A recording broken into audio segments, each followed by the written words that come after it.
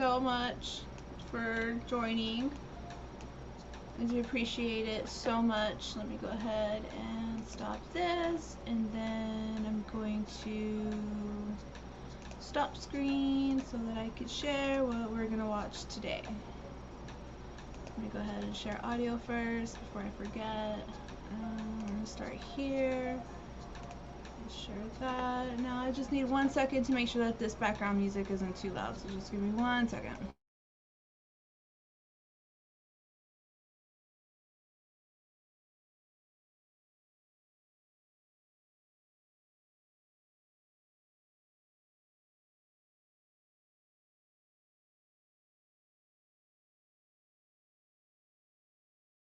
Alright, so it was a little bit loud, I think, so I just lowered it a little bit, but that's something I could check afterwards. Still getting the hang of this. Alright, how's everybody doing? I know it's like 5:42 where I'm at right now, just a random live stream that I honestly can say I didn't really plan. I did as far as planning the playlist. As some of you might know, I like watching news. I like scrolling through my news feed and picking out stories that I find interesting and relevant to our world today, and crime stories are something that I'm very interested in following and things like that. That's what I do on my spare time, and I like to put playlists together and bring them to you all so that we can talk about them. I hope everybody is doing good. It's been about a week, I think, since the last time I went live. Last time I did what I thought was a deep dive of the Kimberly Kessler and Jolene Cummings case, and I actually received a DM on my true crime page on Instagram, which I will go ahead and add to the chat right now, because sometimes when I'm not live, what I like to do is just post stories on my Instagram. So I'll go ahead and throw that in the chat if anybody's interested in following me through there. But I got a DM from somebody that was following that Kimberly Kessler, Jolene Cummings story, and they actually had some interesting theories for me. And I really had thought that I had covered everything there was. That was a 5.5 hour live. I think it was on Monday. Let me see. What I'm going to do right now is locate that live stream and then put it in the chat too for anybody that's interested in going back and like watching that. I mean, it was very extensive. Hold on, let me just grab that. Share, copy, and okay, so I'm gonna put Kimberly Kessler / Jolene Cummings live stream. So what happened there is there were 2 women working at a salon, a hair salon. So that's my live stream right there. And one of them went missing, and the evidence was showing that her coworker had possibly murdered her. So I went ahead and just found every news clip that I could find, because the thing of it was, I was not aware of what happened in reality. When I started my true crime page on Instagram, I kept seeing updates on Kimberly Kessler with regards to how she was behaving while arrested and while she was in jail. She was behaving very bizarrely, to put it lightly. And I thought to myself, well, if this is what she's doing while in jail, what's she like, you know, what ended up like getting her in jail in the first place, you know? So before I knew it, I was just making this crazy playlist. It had like, I want to say over 100 clips. I just got out of there. I probably shouldn't have done that. It had a bunch of clips. I don't know. I probably, you know, don't need to like look too much into that, but let me see if I could find some kind of way to get that information, just so that I could be, oh, it was 77 clips, just so I could be accurate. I don't like to exaggerate things. And there's a little bit more to it, so I might revisit that, because I put 5.5 hours into explaining what happened, so I just kind of feel like doing all that over again would not be, you know, appropriate. But yeah, so it looked like 2 women were working at the salon, and one of them was hiding identities. She ended up having something like 18 different identities, as far as like, not personalities, but identities. Like, she had passports, IDs, you know, legal documentation saying that she was like 18 different people, and her coworker was kind of onto her. And one day, I guess they were closing up at the same time, and they had it out, and it looks like Kimberly allegedly killed Jolene. However, they have not found Jolene's body as of yet, so that's a mystery as far as what's going on there. Kimberly is behaving erratically in jail. She has gone on 2 hunger strikes. She urinates. She throws feces at the correctional officers. She yells at her court hearings. Like, she's just a really wild lady. And her actual court is supposed to be, I think, in December now. They keep like delaying it because she is requiring mental health statuses and, you know, checking to see if she's competent to stand trial. They'll say that she's not competent, and then she is competent, and they just keep going back and forth, and because of that, the trial keeps getting delayed. On top of that, now COVID. And this is a case that happened back in 2018. So if you want to watch that and catch up to speed with it, because it is a case that I'm going to be looking at later on in the future, I think that would be a good idea, so you could join in on the conversation and we could all know what's going on. Because if that trial is televised, I will want to play it for us to watch. And trials can be very long-winded. Like, sometimes we've sat here for like 5-6 hours just listening to all of the evidence and what everybody has to say, and then there's the verdict, and then there's sentencing, and then any other pieces of information that happen after that. I try to keep up with it. So yeah.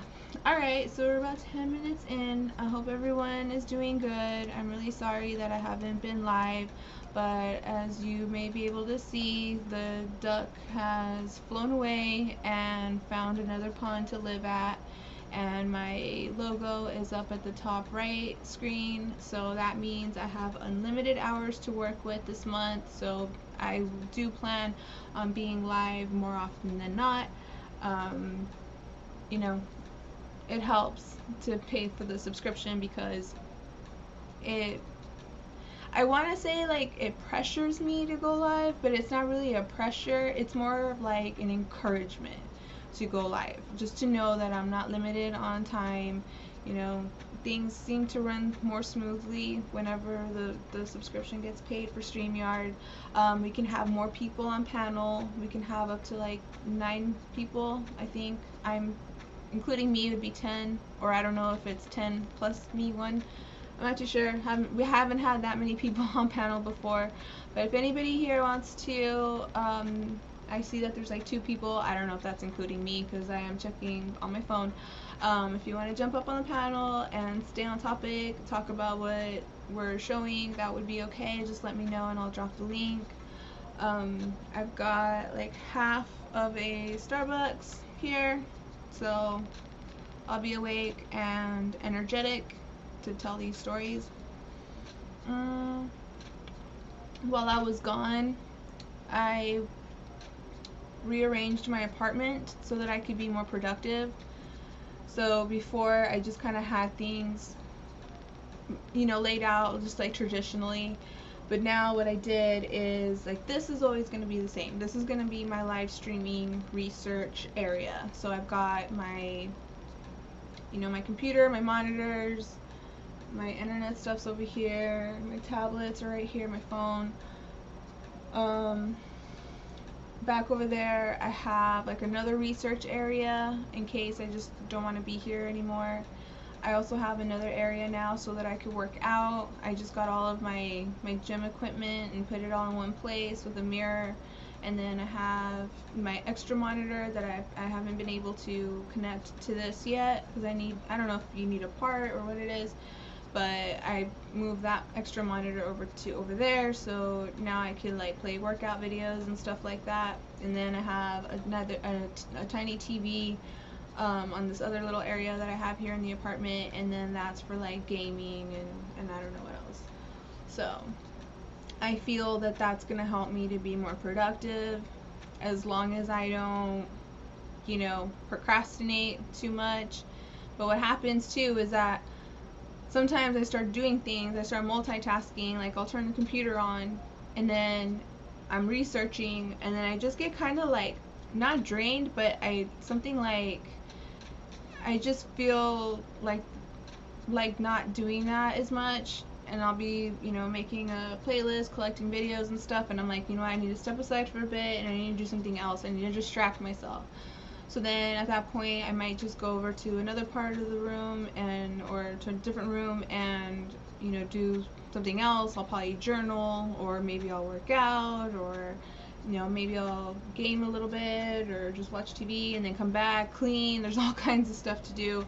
And then at the end of the day I'll sit down and then try to enjoy a live stream, and then before you know it, like, I doze off. And my sleeping hours have been crazy, which is why I'm live right now. I want to say that I'm awake when I'm supposed to be asleep, and then I'm asleep when I'm supposed to be awake. At some point that might regulate and change. It usually does, but for now these are my hours. So I do apologize if I'm not as present in live streams as I used to be. It's just things have changed. So because of that, just my schedule has changed, and then everything else changed, and just all these changes are happening. So let's see, I'm gonna go ahead and promote my pages as well. I went ahead and already dropped my true crime page. I do have another YouTube page for panels. I haven't used it yet, but now that I have a subscription to StreamYard for this month, I probably will have some type of panel, probably at a reasonable hour when people are awake. I kind of also wanted to see, like, if there was anybody up late that's looking for true crime live streams, and bring in some new people. I think there's nothing wrong with that. I also wanted to promote my partner pages, so I'm going to go ahead and drop the link for some of my YouTube homies. Everybody has different content. Not everybody covers true crime. There's a little bit of something for everybody. So sometimes you might, you know, go to a live stream and be like, what's going on here? Best thing to do is just kick back, watch, enjoy, learn, and then catch on, because that's what I did. I used to ask people, like, who are we talking about? Like, what's going on? What's this? And I wouldn't get an answer, and I feel that maybe that was happening because, like, people are shy, like, to, like, name drop and stuff. So just to let you all know. But these channels that I'm dropping are for my friend Queen's Throne. She covers crime stories, and she usually focuses on, like, child stories, child deaths, things like that. But it's not all, like, sad stories. She also throws in some interesting topics and some entertaining ones. Usually, like, Karen's in the Wild. Those are hilarious to watch, and her commentary is hilarious too. So make sure you're subbed. She has several channels. I have not updated them. I think she's renamed them since the last time I updated this. So they might, you know, be called something else. But it's her. It's still her. And also Concealed Ringleader has some interesting topics. She likes to kind of observe what's going on YouTube when people are talking about things, and she'll just point out things that she doesn't find like accurate or correct, and that's what she focuses on. That's Concealed Ringleader's channel right there. And then also my buddy Observing Stuff, he focuses on gaming. I think he said that he's going to be going live soon, playing, I want to say zombies, if I'm not mistaken. Let's see who else. I know I have some other buddies that go live. Oh, Punisher J Gaming just started going live again. He was playing Spider-Man, so make sure you're subbed to him. I don't think he does commentary. He just kind of plays, but he will chat if you chat in the chat. Let's see who else. Tyrant Spain TDOA is somebody that likes to talk about like current events, as far as like, I want to say kind of like on the political side of things. So he's interesting. His commentary is also very interesting, is very knowledgeable in what he's talking about. I'm missing somebody here. Where are you? Where are you? I need to redo this. Oh, here he is. And then Preach, also games, and then sometimes he'll also talk about topics that he finds interesting and wants to go live about. I want to say that's everybody. If I miss somebody, I do apologize. I do need to go through. Oh yeah, Raphael Flatplane is also somebody that I support. He likes to talk about cryptocurrency, like Bitcoin and stuff like that. I don't know anything about it, so I couldn't tell you exactly the specifics on that, but if you're interested in those topics, I recommend going over to his channel. He sometimes goes live or uploads videos. So I think that's going to be everybody. So I usually am in these chat rooms too, so if I'm not live, I might see you around on one of those pages. So I like to thank everybody for their support. We haven't gotten started yet. I've already been chatting for like 20 minutes. I never thought that I was a talker, but that's a good thing about live streaming too, is you kind of, it tends to bring out the talker in you, which is good. But I like to thank everybody for their support, for their donations, for hitting the like button, for subscribing, of course. Make sure, if you're new, make sure that you hit the notification bell so that it says all. See how it says on here subscribed and I don't have the notification bell? The option here is all, and that will semi-guarantee that you will get a notification. No promises, because I am sometimes sub to somebody or whatever and I hit the notification bell and I still don't get notifications. When that happens, just unsub, resub, hit it again. YouTube needs to work on their platform, but until then, that's what we're gonna have to do. Alright, so let's go ahead and get started. We're gonna get started with the news clips that I found from earlier this month. I did take a break. I was offline for like 20 days or something like that, and then I came back and then I did the Kimberly Kessler story, which was a 5.5 hour live, and since then I've been off, I want to say almost a week. So some of these stories are a tad bit dated, but not so much. So we're going to go ahead and get started. Alright.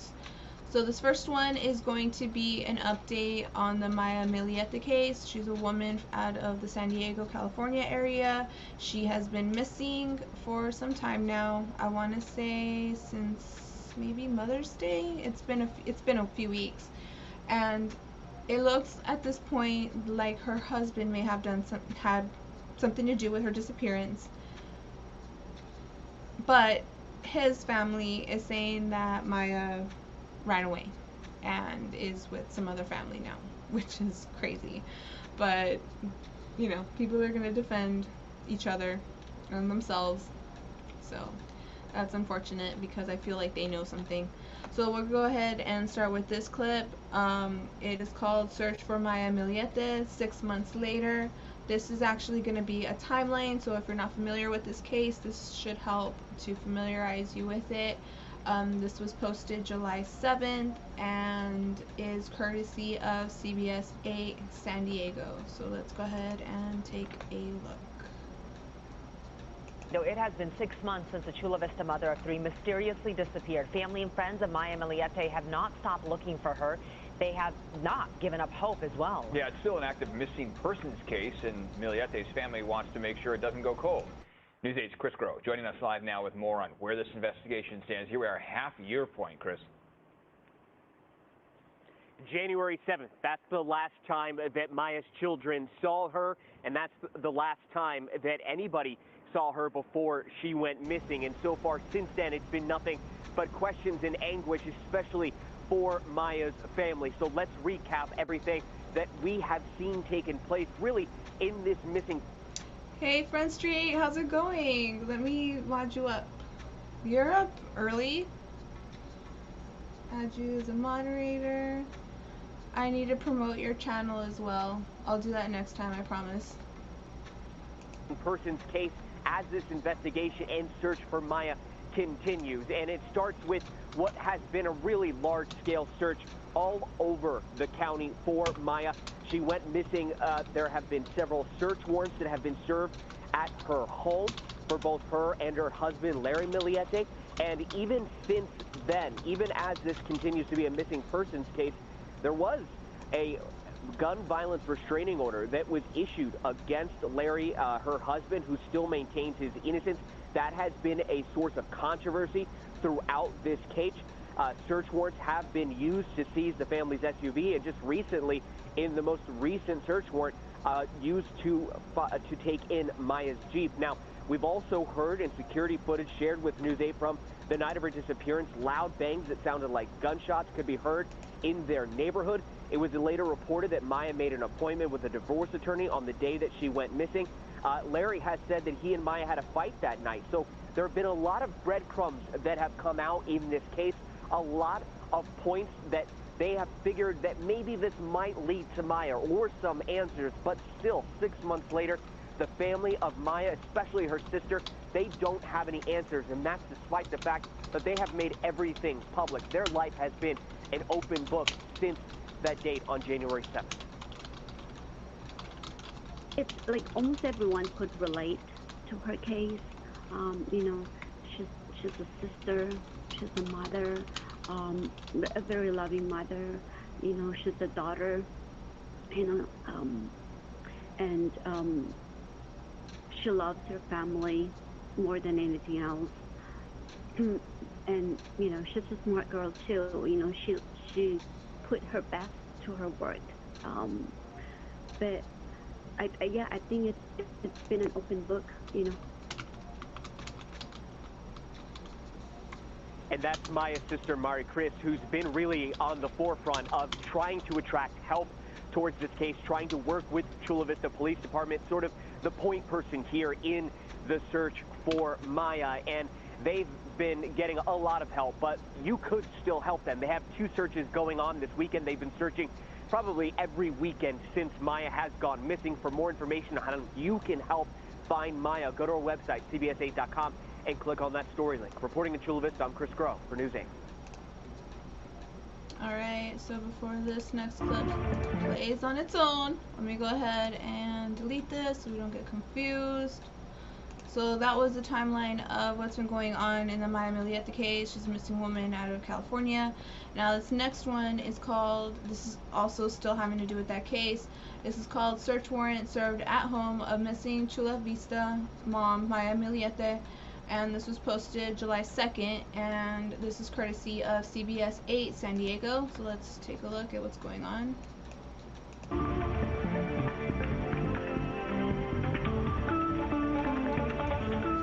Chula Vista Police once again searched the home of missing mom Maya Miliete. Detectives got to the home on Paseo Los Gatos this afternoon to, quote, obtain additional evidence and clues to her current whereabouts, as a lieutenant put it.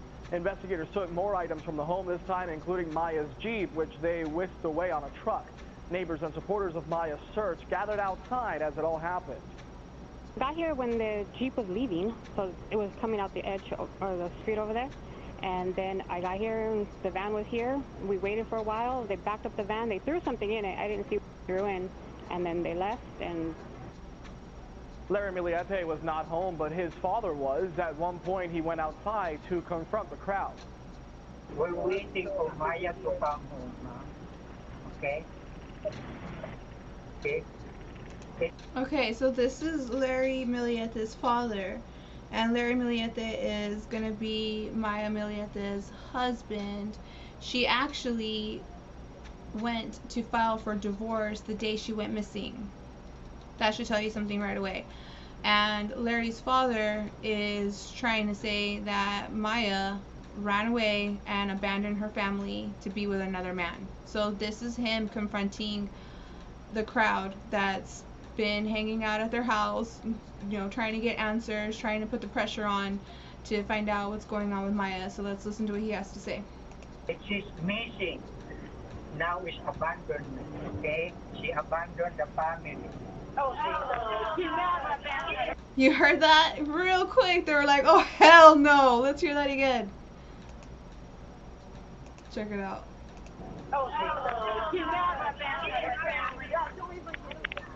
I know her. She would have never done this. The argument continued outside. This is the third search at the Miliete home since Maya went missing in early January. Family and supporters have conducted several searches throughout Southern California in hopes of finding any clues or Maya herself. Investigators are still calling this a missing persons case and have not said if a crime happened or if there are any suspects. Okay, so they're saying that they have not said if a crime has happened. However, there is evidence from surveillance. The good thing is that it included audio, and you can hear gunshots out of their home. Now, the children were home that day, but they have not been interviewed by authorities. I'm not sure what the holdup is there. I'm pretty sure it's some legal lockups going on there, preventing them access. In fact, Maya Miliete's family hasn't even been able to see the kids since all of this has been going on, and that's what this next update is going to be about. So let me go ahead. The parents of 1 second. Okay, so this is going to be called Parents of Missing Mother Maya Miliete Face Long Wait for Visitation with Grandkids. And this was posted July 14 and is courtesy of CBS 8 San Diego. The parents of missing mother Maya Miliete will have to wait until December or possibly longer to see their 3 grandchildren. Welcome back. I'm Marcella Lee. I'm Carlo Cicchetto. Maya Miliete's parents are asking a family court judge for a visitation order. But as News 8's David Goffredson reports, by the time that happens, the grandparents will not have seen the kids for almost a year. Trying to avoid service or evade service may be a delay tactic. The husband of Maya Miliete still has not been served court papers. In a petition filed by Maya's parents seeking a visitation order to see their 3 grandchildren. Since this is a summons, it has to be personally served. Family law attorney Anton Georgiou is not involved in the case, but he reviewed this declaration filed by Maya's parents, saying their attorneys were able to reach Larry Miliete's lawyer one time 2 months ago by phone, but there has been no communication since then. If dad is stonewalling and not providing information, then the court is going to have to make the decision in the absence of dad's participation. It has been almost 6 months since Maya's parents have seen their grandchildren. A court hearing on their visitation request is now set for December 17th. Almost 1 year since Maya Miliete went missing from the family's home on January 7th. That's very typical, that if you want some sort of a custody order, it can take 3 months or more than that to actually get in front of a judge and get any kind of custody orders. If they are still unable to serve court papers on the husband, they may have to publish the court notice in the newspaper, meaning more delays. It is a very imperfect process, and it takes a long time. In their court declaration filed last month, Maya's parents said, quote, "We have no intent of discussing anything with the children regarding the circumstances of their mother's disappearance. We just want to ensure that they know their family on their maternal side loves them." They're trying to put Dad at ease and his attorneys at ease that this isn't an interrogation of the kids, that they just want to see the kids. Now, News 8 reached out to Larry Miliette's attorney, Benina Martinez, but she did not give us a statement on behalf of her client. Carlo? David, is there any chance for some kind of mediation here, some way they could reach a compromise in this visitation standoff?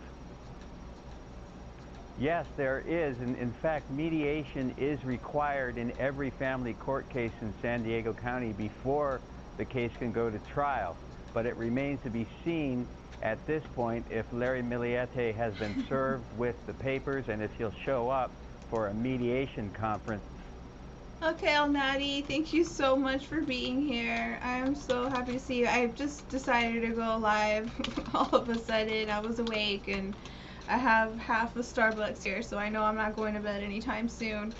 But yeah, hit me up on Instagram, lady. I miss you.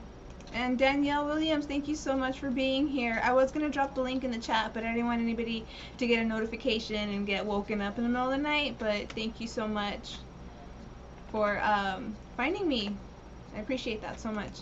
It's currently set for August 3rd in this case. David Goff, reporting live.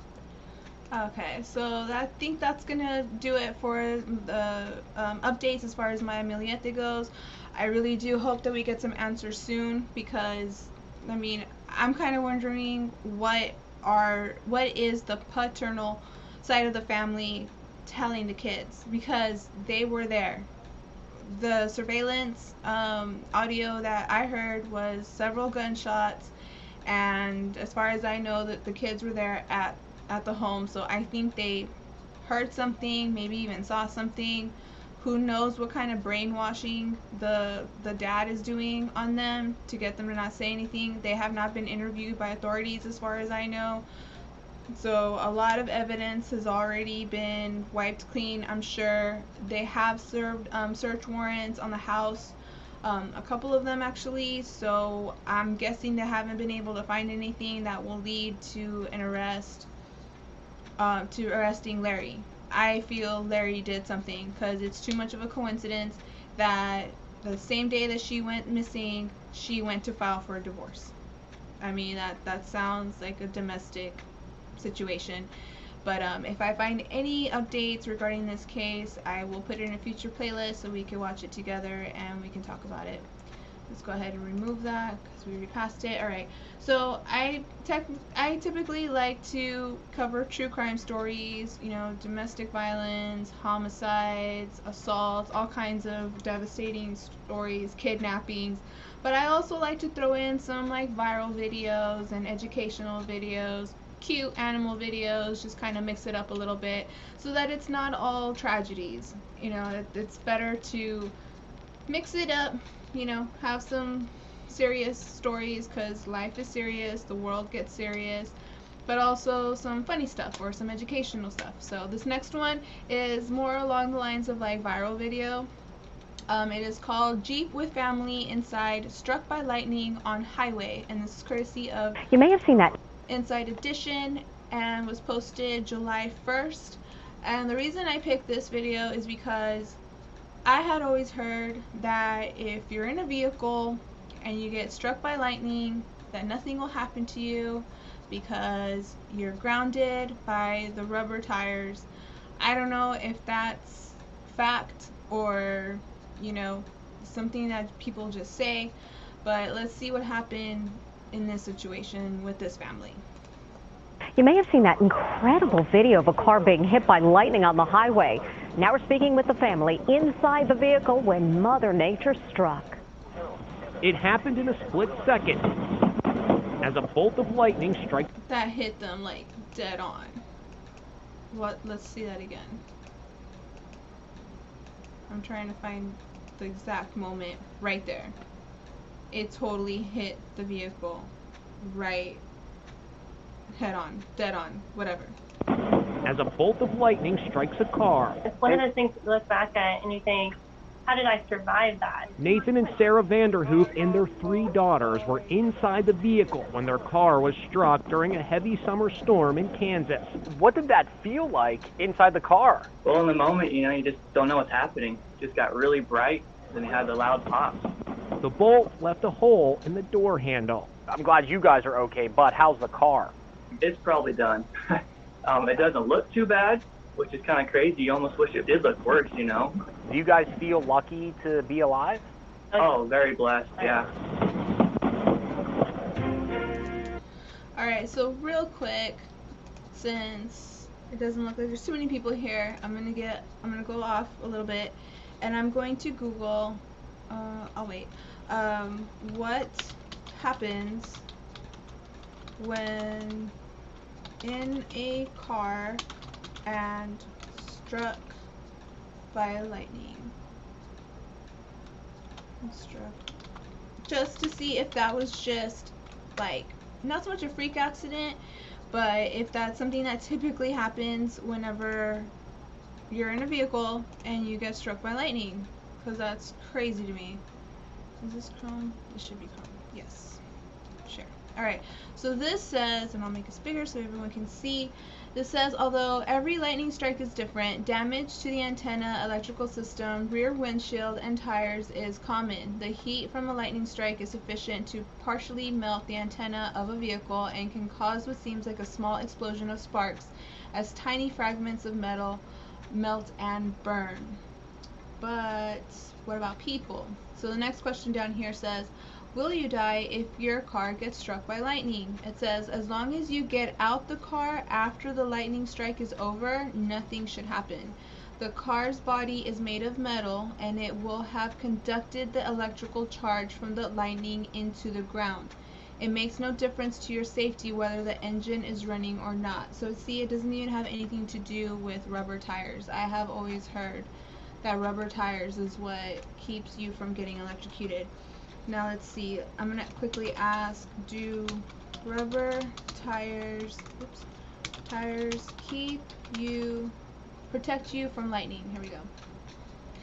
This says, car tires do not protect you from lightning strikes. Although the rubber in a tire acts as an insulator at low voltages, the voltage in a lightning bolt is far too high to be stopped by the tires or the air. So now we know. It has nothing to do with the rubber tires. It's all about the metal. It's always all about the metal. I like metal music. That was supposed to be a pun, but if you don't know me, then that might have gotten lost. Alright, so let's go back and continue. Alright, so we'll go ahead and remove that. So we're living, we're learning. Alright, so this next clip is another one of those viral video type of news clips that I found. It's called Mystery Creature at Lake Mead, and it is courtesy of KTNV Channel 13, Las Vegas. And this was posted July 4th, and obviously these are all going to be from this year. It's a mystery creature that has a lot of people talking online. Guys, that's a whole crocodile. That is. Whoa. Those are his eyes. A woman and her family captured this at Lake Mead. Legend has it, a man was caught in 1948 releasing alligators into the lake. People speculated whether fuel from the bomber plane that crashed into the lake made them mutate. We reached out to Lake Mead for comment on the mysterious lake creature, so we can't wait to hear back from them of what they have to say about that. Mutated alligators. Yeah, if I find any updates on that, I will post it in a future playlist because that's pretty crazy. I think it probably is just like an alligator or something. I guess it's just something that you don't normally see there. I've never been to Lake Mead before, so I couldn't tell you.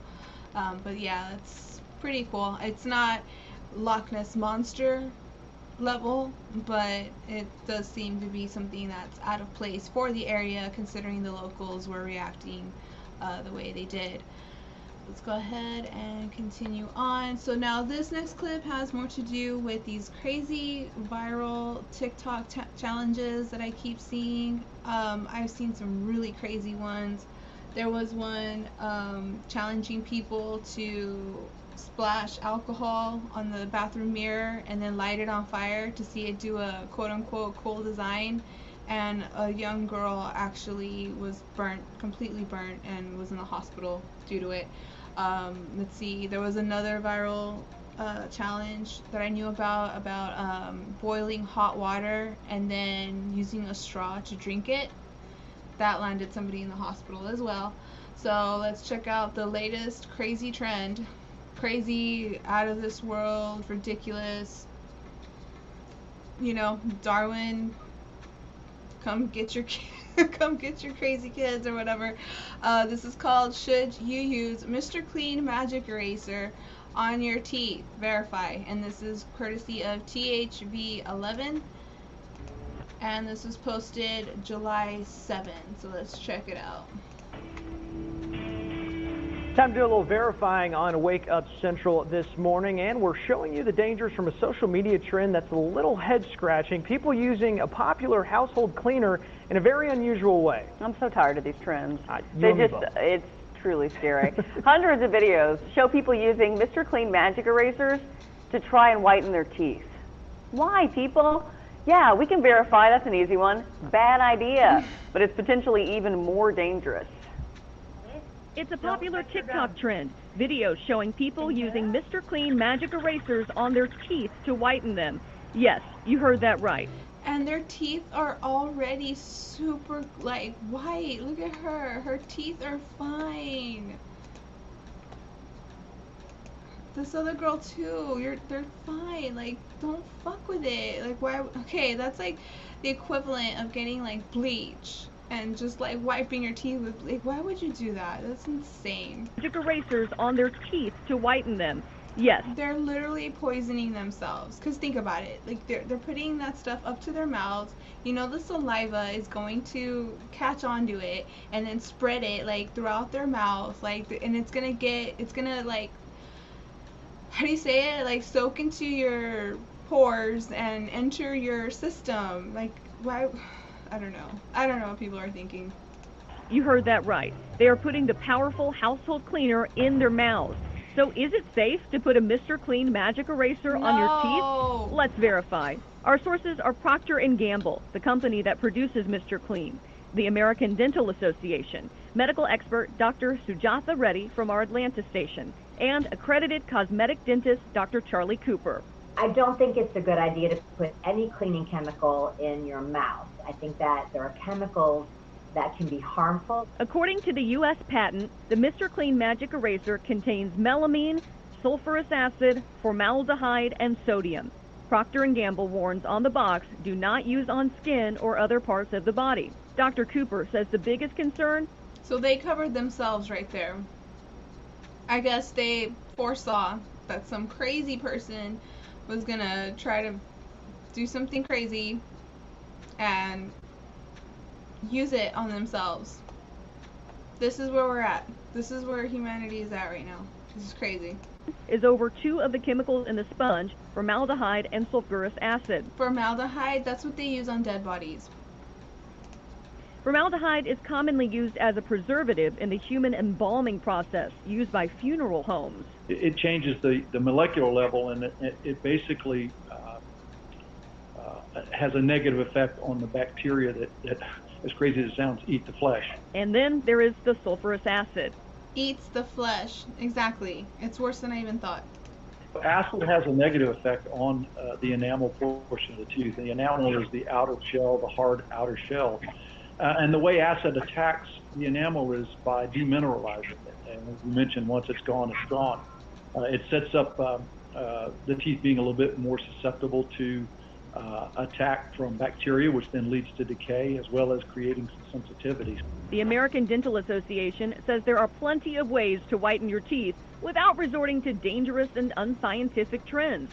So we can verify a Mr. Clean Magic Eraser may temporarily whiten your teeth, but it's likely to cause long-term damage. and possible health complications from ingesting the dangerous chemicals. Do you have something for us to verify? That's crazy. Ingesting Mr. Clean. I've heard it all. Alright, so that was the first playlist that I had prepared for us to watch. Now I'm going to go ahead and move on to the more recent one. And these are clips that I collected from, I want to say, this past week. Where are you? Here you are. Viral video, yes. Share audio, yes. Alright, here we go. So we're going to start off with this first clip. And this is another viral video. Some crazy guy decided to jump off a bridge in the middle of traffic. Let's see what happens. This is called Viral Video Shows Man Jump from I-10 Bridge During Gridlock. And this is courtesy of WWLTV. And this was posted July 12th. So let's take a look. Oh, video is circulating on social media showing the moment one man made a decision that really could have cost him his life. Yeah, no kidding. The man decides to jump off a bridge and into the Atchafalaya Basin as he and other drivers were sitting in gridlock along I-10. Justin Von Springer has the story. Shocking video Friday. Standstill traffic giving this man the ill-advised idea to jump from the Basin Bridge into the Atchafalaya River below. I-10 West was closed for hours Friday afternoon after a 10-vehicle pileup, and it was while sitting in traffic he had the idea to jump. I jumped off the bridge, and when I hit the water, my shoulder went up and kind of hurt my shoulder, but I started swimming. And I couldn't get back to the bank because the current was way too strong. The jump setting off an hours-long search. Wildlife and fisheries agents, along with the An hour-long search. It took them an hour to find him. He jumped in. Watch this.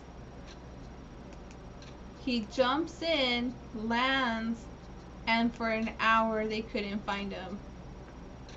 That had to have been very uncomfortable, because I used to know somebody that was in the military, and I want to say Navy? And they told me a crazy story once, and he said that they were in a helicopter, in a plane or something, and they were doing some kind of drill, and somebody accidentally fell out. And he said that it took them like all night for them to find this person. And by the time they found them, he said that they looked like a frog. So you can imagine that. So you're not supposed to be in the water for that long, obviously, because you're not a frog. You're not a fish. So that had to have done something to him, like physically. He seems to be okay. That was him being interviewed right now. He seems to be alright, but still, don't do stupid shit like this. It's not even funny. Like, I can't even imagine like what led up to that. They didn't show the whole video. You know, he might have been like, oh, I'm bored, you know, this is boring, we're stuck in traffic, like, let me jump off this bridge. And then somebody was probably like, yeah, do it, go for it, let's see you do it. They probably egged him on, and he was like, okay, and then yeah. Deputies saying the exhaustive and extensive search should never have been necessary, as he should have never jumped. I stayed in the water for probably about, I had a watch on, I looked at it probably about 2.5, 3 hours. Thought I was going to die, but 2.5, 3 hours. That's how long he was in there, and he said he felt he was going to die. There you go. God saved me.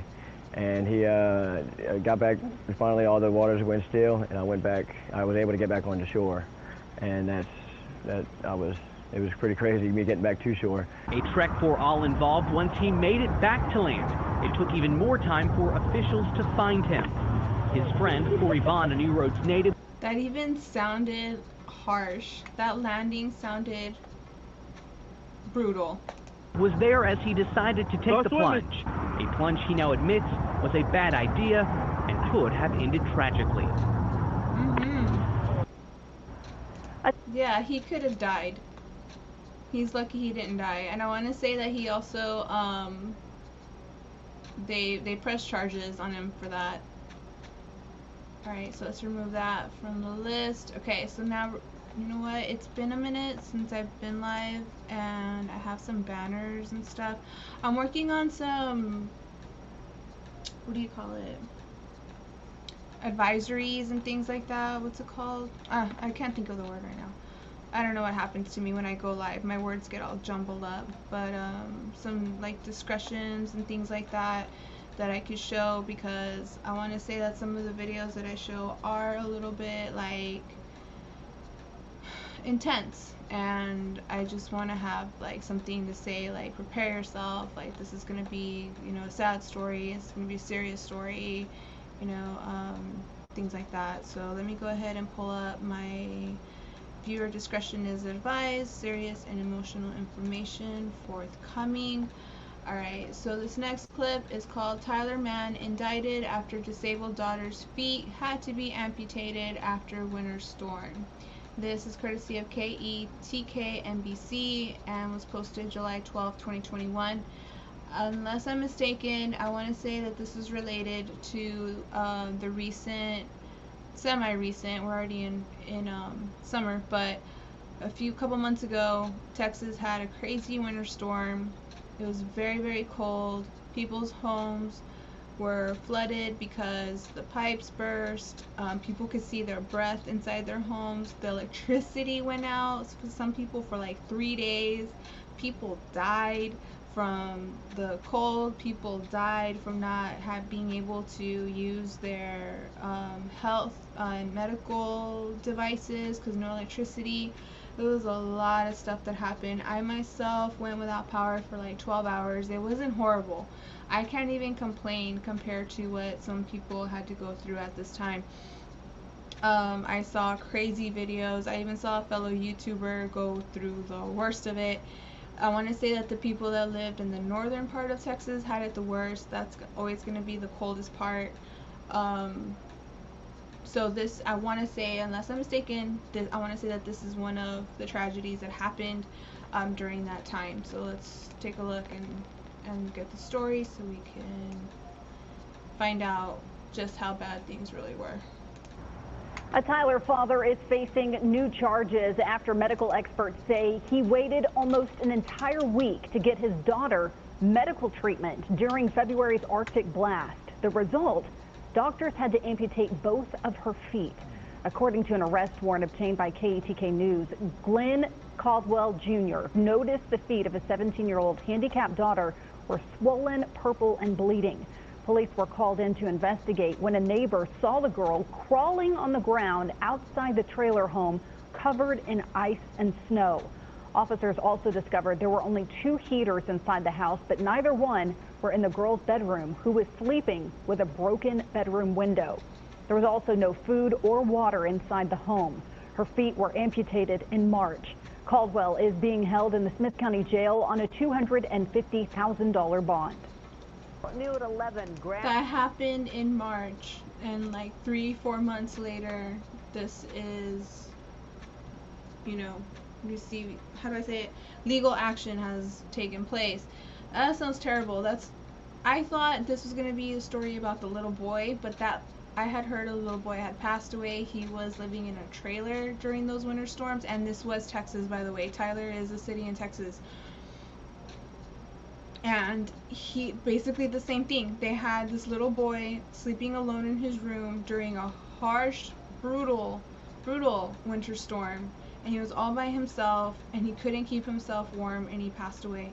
And in this situation, they had this little girl who was already disabled by herself with an open window. Meanwhile, others had heaters. She didn't have anything, and they didn't mention if their power had been out, but for them to have mentioned that there were heaters in the house, I'm guessing, and this is very cruel, if there was other people living in the house, I feel there should be more arrests. Well, I don't understand how they narrowed it down to just blaming it on one person, unless he was the only adult there. But that's highly unacceptable and cruel, especially if that's their family member. That's not how you treat people, and it's definitely not how you treat family. That's awful. I've lived in homes before that didn't have heaters, and it was super cold, and we kept each other warm. I'm not gonna lie, we would literally like bundle up and just stay together, and we got through it like that. They had her by herself with a broken window. That's just inhumane, and If I find any clips updating the situation, I'll put it in a future playlist so we can watch it and find out exactly what they end up doing in the situation, because I hope they don't just decide to pull back, because sometimes they do that. You know, I think the daughter is going to have to go through life now without having legs, and that's just devastating to think about. So I really hope that they follow through with charges on this man. Alright, so let's remove that. Okay, so this next clip is a little bit stressful, especially if you're an animal lover, but I'll tell you right now that it turns out okay. So just hang on, we'll get through this. This is called Puppies Okay, Suspect Arrested After Heist and Rollover Crash, and this is courtesy of NBC Bay Area, and this was posted July 13th. Let's watch. Let's go back and watch. New at 11, grand theft puppy. Let's say what happened. The victim had puppies listed for sale online and met a potential buyer in South Hayward. That buyer turned out to be a bad guy. Police say he pointed a gun at the puppy seller, then stole the victim's truck with the dogs inside. The victim called 911, and when Hayward police caught up with the truck, the driver took off but ultimately crashed on the freeway. Even though the truck rolled, the puppies are okay. Officers arrested the suspect. A reminder from police: when you're meeting a stranger for a transaction, try to meet them at the police. Aww, these puppies are gorgeous. They kind of look like my dog. My dog is white and yellow. I think these look like golden retrievers. Mine's a lab. But aw, look how cute. It's just so sad, like, to even think that people profit from selling puppies. My dog, how do I say this? I got her as maybe not an adult. She was pretty much almost an adult. And I had asked the previous owners before they gave her to me if she had had puppies before, because there was some things about her body that I could tell that she had had puppies. They said no. I feel they're lying to me. Without getting too far into it, I don't think she's ever had toys before, or because she has this toy now. It's like this little hedgehog. It's a brown little toy. It's like this big. And she'll play with it, she'll bite it, she'll just be like moving her head around with it, she'll toss it up, she'll lie down with it, and she'll just be all like thrilled with it.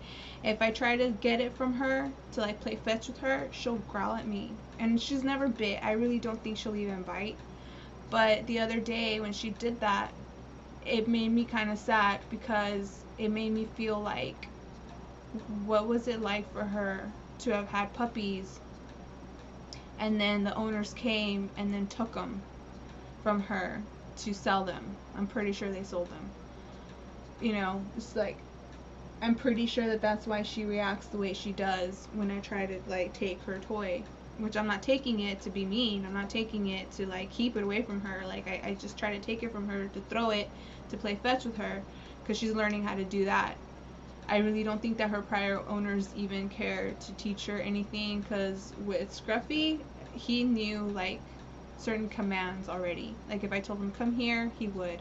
If I tell him go over there, he would. If I point at something, he doesn't look at my finger. He looks at like what I'm pointing at. Like he's a real smart dog. And then I look at Princess and I try to like lead her to do things, and she just looks at me like I'm crazy. Like she has no idea what I'm talking about. So anyways, how this relates is, I personally don't like the idea of breeding dogs. There's already millions of dogs around the world that don't have homes, literally abandoned, roaming the streets, confused, hungry, sad, lonely. And then there's people breeding more dogs to make profit. I find that very inappropriate, and it's not something that I would ever hope to do or want to do. If Scruffy ever, if I find a dog, I would like to have more Scruffies, because he's just so cute and fluffy. He's a mix of two dogs, so honestly I don't even think Scruffy can mate with another dog to make more Scruffies. I would have to get two of the breeds that Scruffy is and then make more puppies. But at that point I would not sell them. I would want to keep them all, you know. At this time, I want to say that I'm working towards achieving a house and property that my dogs deserve to have, where they could run around, have lots of room to play and just be themselves and stuff like that. Right now I live in an apartment and it's a little crowded here. I personally don't trust my neighborhood anymore. So we're home a lot. So I do want to have like a bigger place for all of us, like someday. I'm glad everything worked out with the puppies. The vehicle got crashed. Maybe that's karma for selling the puppies, because I'm sure the mom wants to keep them, you know, and that's kind of where I'm coming from, I guess. But yeah, it's good to know that the puppies are okay though, and people cared about them. Yeah, see, even down here there's a comment where somebody said poor puppies. like screw the vehicle, you know, the puppies could have been hurt. So it's good to know that I'm not the only one that feels that way. Alright, so let's go ahead and move along. Alright, so this next clip we're gonna watch, I'll go ahead and bring up my advisory again. This is part of a podcast that this news station, KOIN 6, hosts weekly. It's called True Crime Tuesday. So they'll come up onto the news and quickly talk about a case, and if there's somebody missing or if they're looking for somebody as far as like being a suspect, like they'll just throw that in there. It'll just be very quick. I like it. Maybe one day I'll do something like that. I tried doing that actually with the Kimberly Kessler story, but that a quick live turned into a 5.5 hour live, and in fact I wasn't even commentating that much on that live, because the further I went along, I was realizing just how long it was gonna take, and I was like, not that I can't talk too much, but I just didn't want to drag it out anymore. So I was just kind of like, this is what's happening, let's watch the clip, let's put it into evidence, and you know, catch up to what's going on and things like that.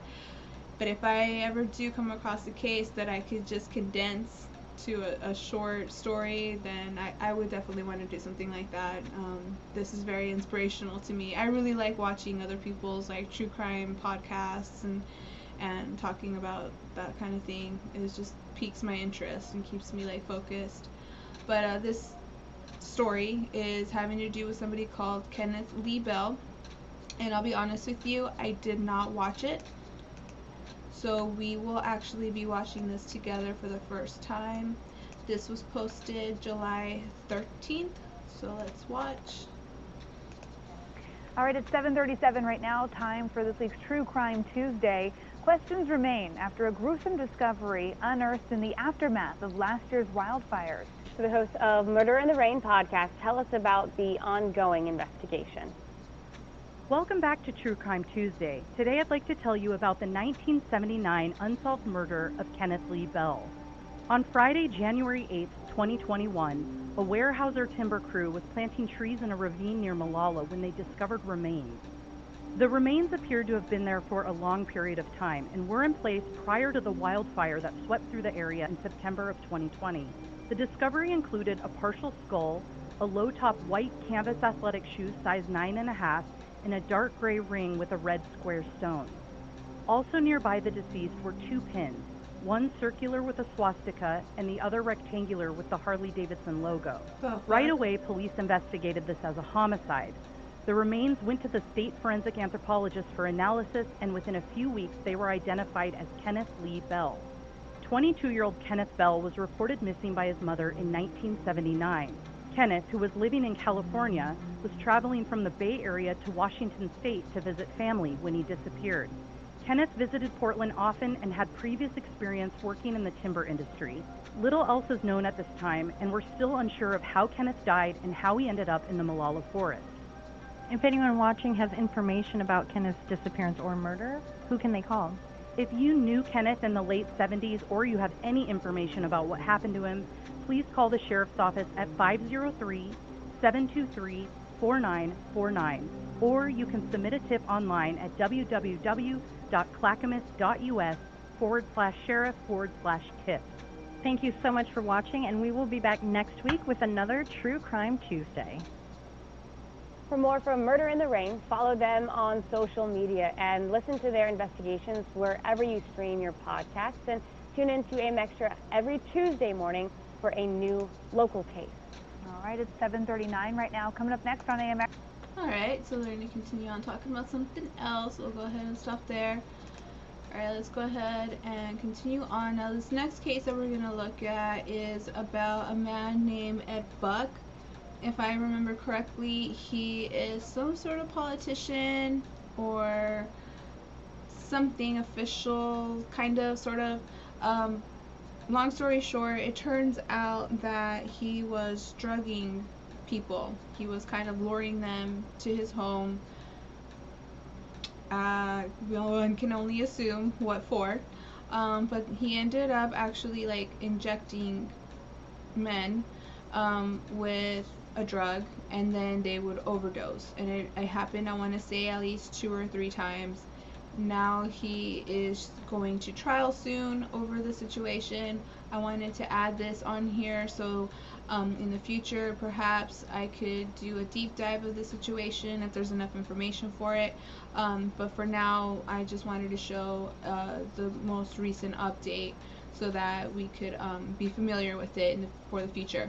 So this is going to be called Jury Selection to Begin in Trial of West Hollywood Political Donor Ed Buck, and it's courtesy of NBCLA and was posted July 14th.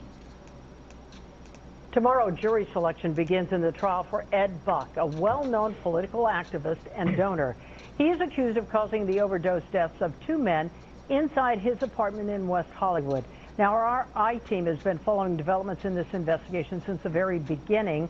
NBC4's Eric Leonard shows us what to expect at the trial. Justice is being served properly. This is a man we've called Joe Doe, whose name was withheld from initial court documents and who's on the Fed's list of witnesses who could testify this week.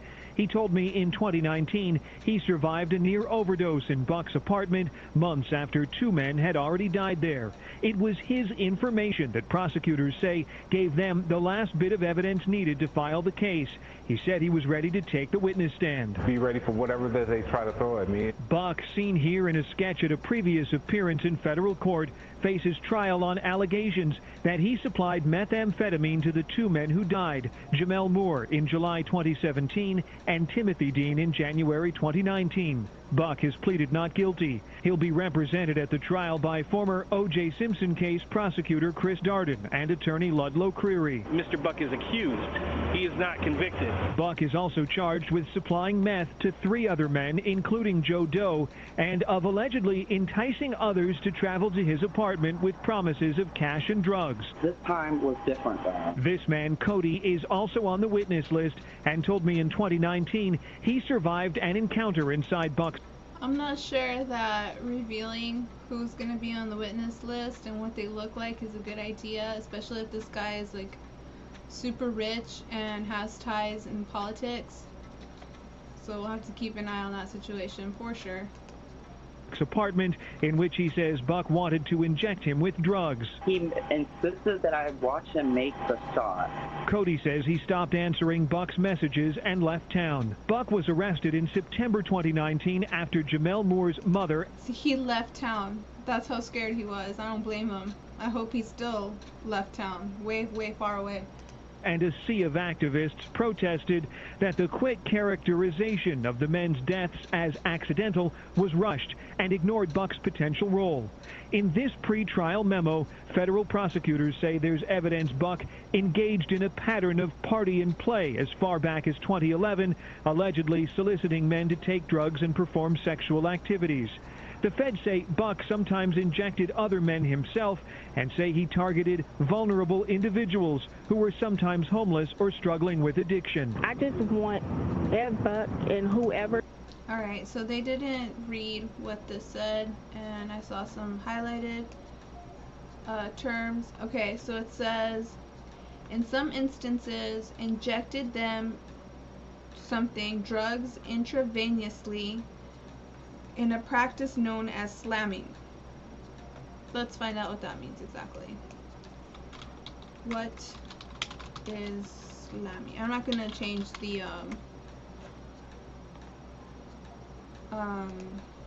screen.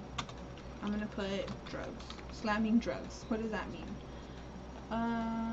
Injecting drug use during sex. Even though slamming seems to involve a relatively small proportion of MSM, the vulnerability of the subgroup is high enough. Yeah, that's what slamming is. Alright, let's continue.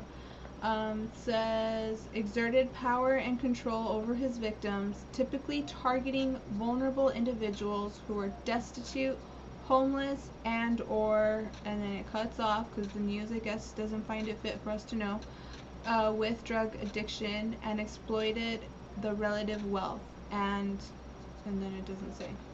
Alright, let's continue. Or struggling with addiction. I just want Buck and whoever's protecting him to know that we mean business. Just before Buck was arrested, Jamel Moore's mother, Letitia Nixon, told me she wouldn't give up until there was some justice for her son. I'm not taking the death of my son being lost lightly. Now, Ms. Nixon there, her activism certainly played a major role in pushing for the re-examination of the case that eventually led to these charges. She's also a witness in the case because she found her son's diary that included some specific descriptions of the alleged events. Now, Buck's defense has challenged the integrity of some of the evidence at pretrial hearings and is expected to try to raise credibility questions about many of the witnesses. First up tomorrow, jury selection. Opening statements might not happen until Wednesday. Reporting live, I'm investigative reporter Eric Leonard, NBC4. Thank you, Eric Leonard. Now, I want to really quickly say, if this trial is televised, I would want to present it in its entirety if possible. I don't see why it wouldn't be possible, but this is a story that has had my attention since the news broke about it. I think it's really fucked up that somebody that has that much power and that much monetary gain to be taking advantage of anybody. It doesn't matter. That's just completely heinous and despicable for somebody to do that. So many of us don't have shit for shit, and we still find humanity and compassion in our day-to-day lives, and then here's somebody that can offer so much influence, and he's a donor to political parties, not to society, not to the poor, not to shelters, not to, you know, further medical studies or anything like that. He is by far probably one of the biggest pieces of shit I have ever encountered during my research, and if this trial is public, I will want to present it. If not, I will find every news clip that I can that will keep us informed on what's going on. So let's go ahead and remove that, and then we will now enter into our live stream, a viral video. So I'll go ahead and take off this banner, and I hope I have this date correct. Sunday, July 18th, yes. So I like to put the date just for reference, I guess. Alright, so this next one is a viral video, and it has to do with road rage. It's called Man Points Gun at Woman While Driving on the Katy Freeway, and it was all caught on camera. And this is courtesy of KHOU 11, which means that this is going to be the Houston, Texas area, and this was posted July 14th. So let's enter that into the live stream. Tomorrow, city leaders plan to tackle a dangerous problem that seems to be getting out of control in Houston. We're talking about road rage. Now, this terrifying sight on the Katy Freeway of a man pointing a gun at other drivers is just one recent example. Tonight, Xavier Walton talks with the woman on the other end of that gun. Xavier? Now, all of this played out right here on the Katy Freeway. This woman was behind the wheel, just simply trying to make a lane change, when all of a sudden... Look at him! Look at this fool! He has a gun! Show it! The person recording this video wants to keep her identity hidden, but her voice heard. Okay, so there was no sort of exchange between you and this guy? There was no gestures, there was no talking, there was no honking, nothing. And before she knew it, a gunman taunting her with a pistol. This man right here tried to kill me. The woman sent that video to Houston police. The department sent us this video from court. Mr. KHOU, stand up, please. Police say the man in the black hoodie is the same. Look at this guy in the back. I wonder what he did. He's not taking a nap. He's covering his face. I kind of want to know what happened here. But yeah, let's keep watching. Oh, by the way, road rage is a big problem. We saw a case recently out of Southern California where somebody cut somebody off, and then that was replied with a gesture.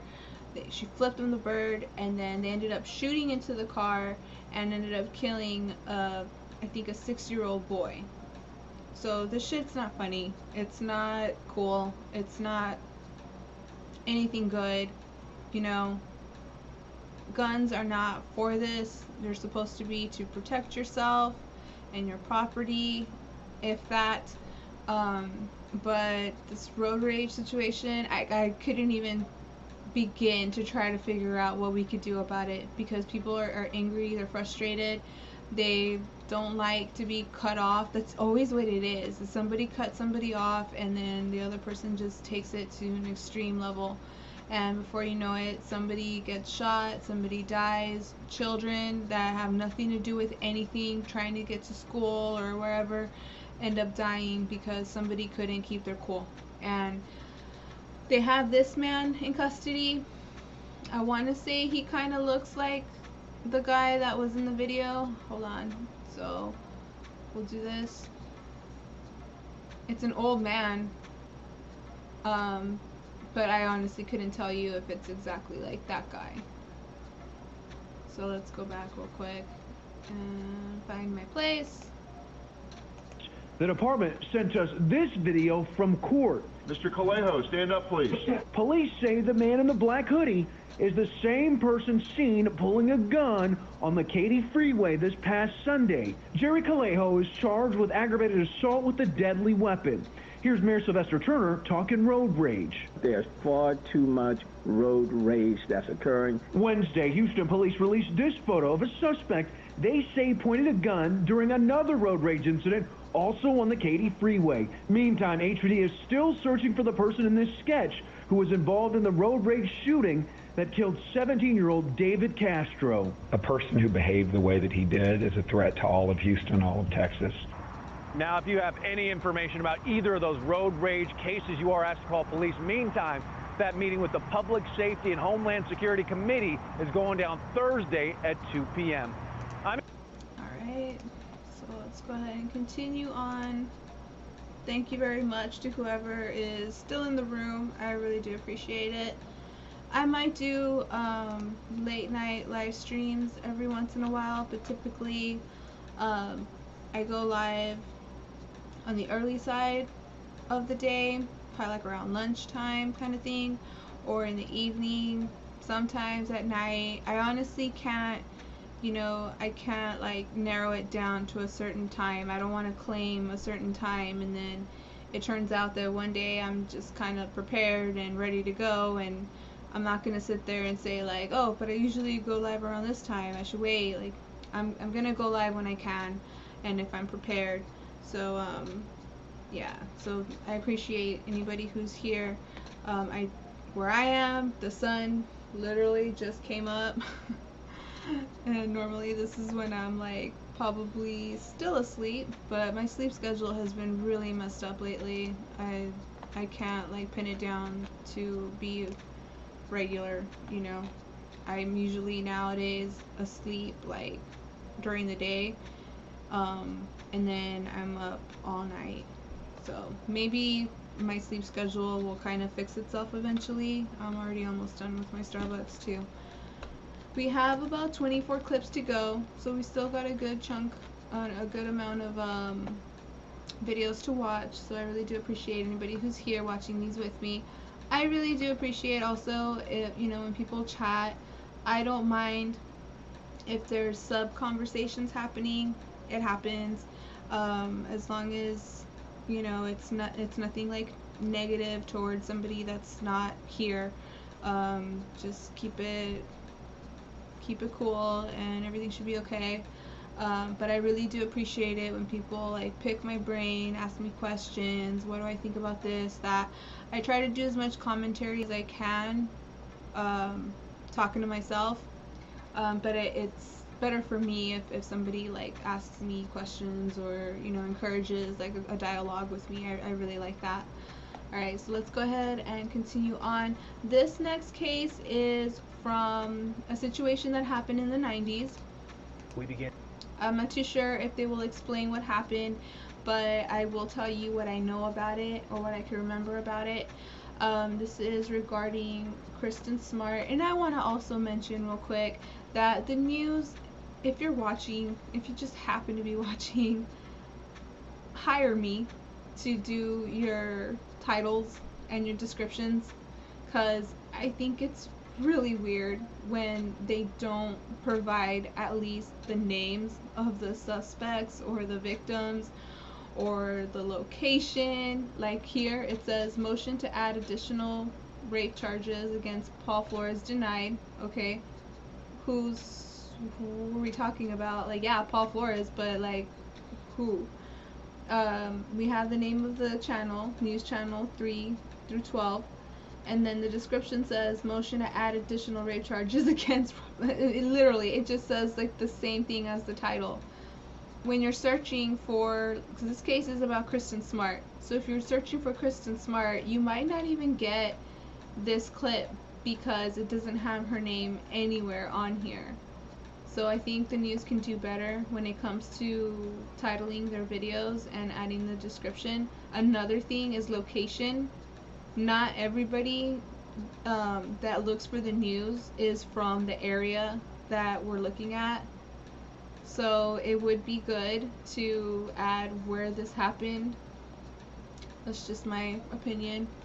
Alright, so let's go ahead and take a look at this clip. I already shouted out the title name and the news station name. This was posted July 14th of this year, of course, so let's take a look. Actually, I didn't get to say what this case is about. Okay, so this is about Kristen Smart. She was a college student, I want to say in Southern California, and she was at a party, and 3 guys were walking her back to her dorm. 2 of them left, and she stayed with 1 guy. I want to say that's Paul Flores, and she went missing right after that, and for the longest time they weren't able to find her. This happened in the 90s. They recently found her body and recently made a couple of arrests. So this is another story that I think I might do a deep dive of, because it happened so long ago and it was a cold case for such a long time. And from what I understand, actually a true crime podcaster was a big influence in the arrests that were made in this case. So you see, like, you can never know what could happen. Personally, my goal for my channel is to have a far reach. I want to be so consistent. I haven't lately, there's just been stuff going on, but eventually I do want to be consistent on the news stories that I present, and eventually also have a big enough reach where people could come to this channel or to my true crime IG and check to see what's going on. And who knows, maybe someday somebody that's involved in something will, you know, see a case that I'm presenting and something will click, and maybe it'll help out a case that, you know, wasn't going anywhere. Because I've heard podcasters, you know, do something like that. There's always like these national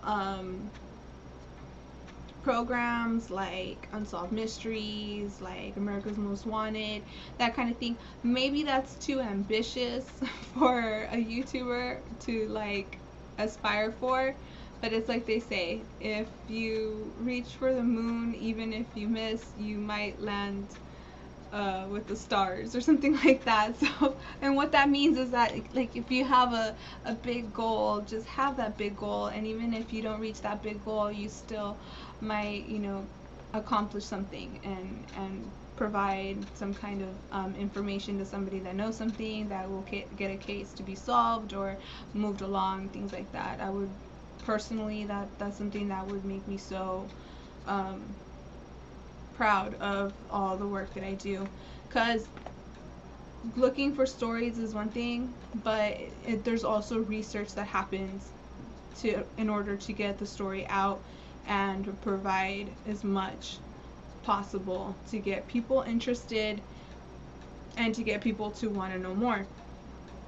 A lot of people don't even like looking at the news. A lot of people think that all the news is fake. I'm not one of those people. As you can see, even this clip has to do with a case that's been around for a really long time, and up until now it only has 566 views, and it's been 4 days. But if you go and look at like a mindless viral video, an inappropriate music video, something talking about violence and inappropriate activities and stuff like that, it has 1 million views, but a tragedy that happened to a real life person doesn't get hardly any attention, and I think there's something wrong with that. So hopefully from here on out, I will be more consistent. I just heard something crazy. What was that? Oh, okay.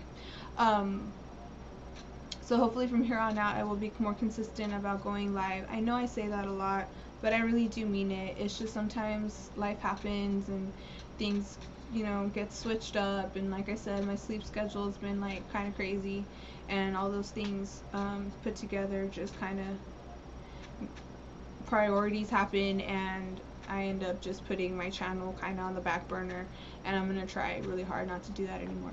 But let's go ahead and take a look at this clip regarding the Kristen Smart case.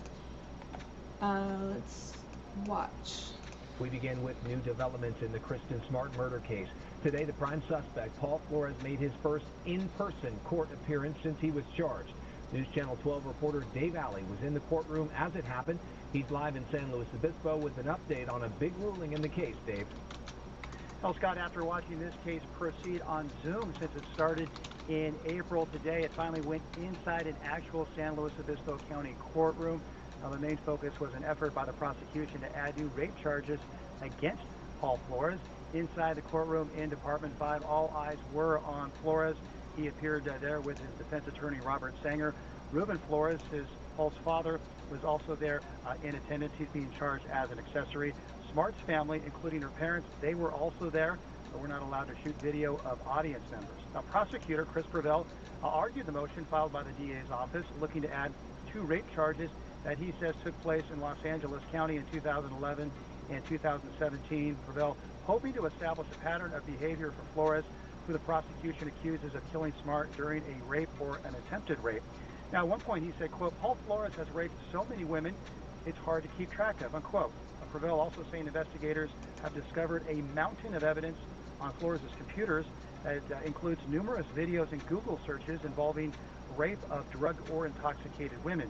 He went also on to say that investigators also have discovered prescription medication that can be used to drug women for the purpose of date rape. Now, Sanger countered, arguing that the added charges should not be admissible. He said there's no evidence, zero evidence, in fact, that Paul Flores either raped or killed Kristen Smart, adding there's no evidence that Smart is actually dead, even indicating at one point she could still be alive. Now, the defense called the motion to add the rape charges a publicity stunt that could prejudice the jury. Now, after a recess, Judge Craig Van Rooyen made his ruling denying the motion to amend the charges, saying they could inflame the jury and potentially affect the outcome of the case should it proceed to a trial. Now, the next step in this high-profile case is the much-anticipated preliminary hearing. That's been continued until August 2nd. It was supposed to start next Tuesday, but it's been pushed back to a second time. Again, that's set now on the court calendar for August 2nd. Reporting live in San Luis Obispo, Dave Alley, News Channel. I had always heard that San Luis Obispo was a really nice place. It was a really cool college town when I was growing up. Things can happen anywhere, of course. I think that the reason they didn't want to add these additional rape charges is because it might influence the jury into discriminating him one way or another. I don't know how I feel about that. I feel like they should have included them because it does say something to this man's personality and what he has been accused of. But if they're just charges at this time and he has not been convicted, then that's probably why they didn't add them to this case. So again, this is another one of those cases where I'm very interested in following. If it does go to televised trial, then I would want to show it, and if not, then I'll just do what I usually do and grab news clips and present them to you and everybody else that's interested in true crime and breaking news and local stories. So I'll go ahead and remove that from the playlist. Alright, so go ahead and add my viewer discretion is advised banner. This next clip is an update regarding Tristan Bailey and Aiden, I'm going to say Fucci. If you're not familiar with this case, it is out of Florida. Tristan Bailey was a 13-year-old cheerleader, and she was murdered allegedly by a classmate. She was stabbed 114 times, and the classmate has been arrested since then. His mother has also been arrested because she was caught tampering with evidence. He had blood on his clothes, and she was seen on her own home surveillance video washing the jeans, trying to quote-unquote protect her son, according to the typical criminal attorney. She was protecting her son.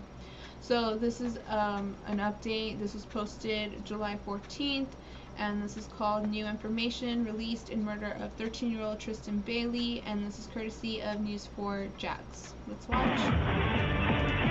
Live from the local station, News 4 Jax starts now. Right now at 6 o'clock, disturbing new information released in the murder of 13-year-old Tristan Bailey. Dozens of pages of documents show the schoolmate charged with killing her had violent drawings in his bedroom. Investigators say the drawings had satanic elements to them. We want to warn you, some of the information we're sharing with you is disturbing. And St. Johns County investigators. Depending on who you are, now, what outcast kid isn't attracted to what? Wearing all black, dyeing their hair black, listening to metal music, being attracted to quote-unquote demonic art, things like that. I don't think it has so much to do with like a religious aspect. Sometimes certain personalities are just attracted to certain things, but that doesn't mean that they're gonna go out and murder someone. I've known all kinds of, goths, punks, emos, whatever you want to label them, social outcasts, loners, that like that kind of thing, and they weren't thinking about killing anybody. They were just going through something internally, and that was their way of expressing themselves, is by being attracted to dark things. Outcasts are attracted to dark things. It doesn't mean that they're going to go out and kill somebody. You know what I mean? That's like saying that, a gamer that plays violent video games is gonna go out and kill. Isn't always the case. You know what I mean? In that case, we would have to start blaming TV shows, movies, books, as to why some people kill and do awful, horrible things. So the media in this case, I feel like they're glorifying and sensationalizing a situation and trying to put facts into it that aren't exactly relevant. I think they're just trying to shock people and get them to think a certain way about what's going on here. he's a bad kid. I believe he killed Tristan for sure, but I wouldn't start blaming things like photography, art, music, that kind of thing. But let's see what the news has to say. Interviewed Aiden Fucci's girlfriend and cousin. The cousin said Fucci once told her he might go to jail at some point in his life for something big. News4 Jax reporter Corley Peel begins our...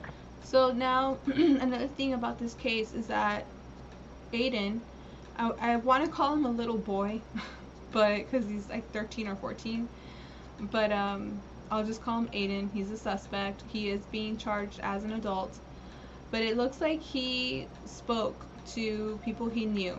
He spoke to his girlfriend, he spoke to friends, and now it looks like he spoke to family members. They seem to all not be surprised that he actually went through with something like this. And I feel that even if in the court of law they don't end up taking any responsibility for it, I feel that in their conscience and morally they should feel some sort of culpability for not doing anything. Now, what would have happened if they had? I feel law enforcement wouldn't have helped. I don't feel law enforcement's gonna say, oh, they should have told us, but yeah, I should have told you, and then what? You're gonna what? Talk to him, he's gonna say that everything's fine, that he's not gonna do anything, and then you're gonna go about your merry way. Law enforcement doesn't do anything until there's a dead body to recover or somebody to arrest in real life. But this is how things play out in real life, unfortunately. Coverage. Corley joins us live from northern St. Johns County with a girlfriend's statement. Inside the Durbin Crossing neighborhood, where you can see there are still aqua ribbons wrapped around trees, is where Fucci's girlfriend told detectives he planned to murder someone. She even claims he threatened her life more than once. The 14-year-old accused of killing 13-year-old Tristan Bailey had anger issues, according to his girlfriend. She claims Aiden Fucci frequently talked about killing people, even killing her. According to this report, she says he would hear voices in his head when he was angry. The voices would tell him he was worthless and a disappointment, and the voices told him to kill people when he was angry. She says Fucci knew something was wrong with him and wanted to reach out for help. I spoke with News4 Jax crime and safety expert Ken Jefferson, who is a retired police officer. Well, obviously, nobody took him serious until at the actual act, and unfortunately, it was too late. Fucci's girlfriend told detectives he had two... And that's exactly what law enforcement does, right? ...knives named Picker and Poker. On occasion, she claims he would take his knife out and pretend to stab her. The report shows he would surprise her from behind and put a knife to her throat. He was practicing when he was doing that. 1 month before Bailey's death, Fucci's girlfriend told detectives he planned to murder someone by dragging them into the woods and stabbing them. Bailey was reported missing on May 9th. She was found hours later brutally stabbed and left in a wooded area in the Durbin Crossing neighborhood. While Fucci was in the back of this patrol car, he spoke with his girlfriend. She says Fucci told her he was going to be arrested and that he was going to plead the fifth. Detectives say none of Fucci's threats prior to Bailey's death were ever reported to authorities. Do you feel like if someone spoke up, maybe this might not have ever happened? If someone had spoken up, this possibly could have been avoided. Maybe they could have gotten to him in time to get inside of his head to see what's making him tick. Get inside of his head and see what's making him tick. Does what? I mean, if we're going to talk about perhaps getting him some help in real life, somebody to talk to, a professional, then that's something else. But even then, that's something that I feel the parents should have been keeping an eye on and should have provided for him. From what I understand, his parents are divorced. His mom is remarried. His dad had a lawn mowing business, which he had to stop doing because he lost business due to this situation. The mom is saying that she's indigent, even though she lives in this big old huge house that her new husband provided for her. I'm guessing the new husband wants nothing to do with this situation. He's not going to put up the house for lawyers for this kid. I feel that between the three of them, at least they knew something was going on with Aiden and they did nothing. On top of that, the mom was caught covering up evidence. So this whole situation is just awful, and other than that, could have been prevented had the parents not just been more vigilant, but also been more proactive in their child's life. It seems to me like both of the parents were more worried about themselves and not noticing what their kid was up to. The satanic drawings and all that stuff, I want to say regular people, but typically somebody might see something like that and say, whoa, what's going on here? Like, why are you doing this? You know, was he only speaking to his friends and people of his age about the thoughts that he was having? Was he also speaking to his family members? They'll never say. They'll never admit if he did reach out to them, because then they'll also have to admit that they did nothing. So we'll have to see and follow the story to see where it goes. Unfortunately, it's too late. He did reach out to some people. They didn't do anything, but the people that he did reach out to, it seems like they were all minors, so they're not gonna suffer any kind of consequences. However, I do feel that on a personal level, they should feel some type of responsibility over what ended up happening if they chose to not take him seriously, because people don't do that. If somebody came up to me with a knife and started pretending to like stab me, I don't think I would ever go near them again. To me, that's like they're practicing like for the real thing. But not everybody feels that way, you know what I mean? But personally, coming from me, like, that's just really fucked up behavior. Forget, you know, the satanic drawings. Forget, you know, if he was listening to like metal music and wearing all black, all that shit. What was he saying and what was he doing? That's what's important. That's what's going to end up being evidence also in the future. So let's keep watching this video. And at this time, it's still unclear if Fucci targeted Tristan Bailey, but he is charged with first degree. Wow, that was a really bad time for somebody to drive by. And News Project crime and safety expert Ken Jefferson says it's extremely important to always speak up if you see something suspicious or see suspicious behaviors to prevent tragedies like this. Reporting live from St. Johns County, Corley Peel, Channel 4, the local station. And this lady, Corley Peel, she was in a lot of the news updates with the Kimberly Kessler, Jolene Cummings situation. That was pretty crazy too, because eventually, since they weren't able to locate Jolene's body, the news reporters kept saying evidence. They're like, they have all this evidence, and then there's new evidence, and then it was her, like, all the time, just being like, evidence, we got new evidence. It was just kind of funny. So whenever I see her, like, that just reminds me of that situation over there. And it also lets me know that we're covering Florida. Corley, according to deputies, it's Fucci. They're both wearing yellow. I want to say that I heard some kind of theory, kind of a conspiracy theory, about the colors that the news anchors wear. They mean something. That's something that I'm going to want to look into as well, because that's kind of coincidental. They don't always do this. They don't always wear the same color. But this time they did, so I'll look into that. Did he tell his girlfriend anything about the night Bailey was last seen alive?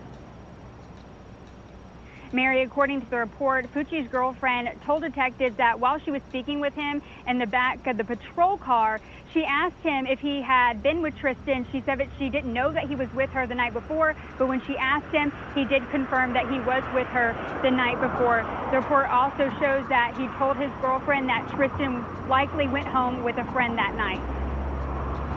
Corley Peel, that is, reporting to us live. Thank you, Corley.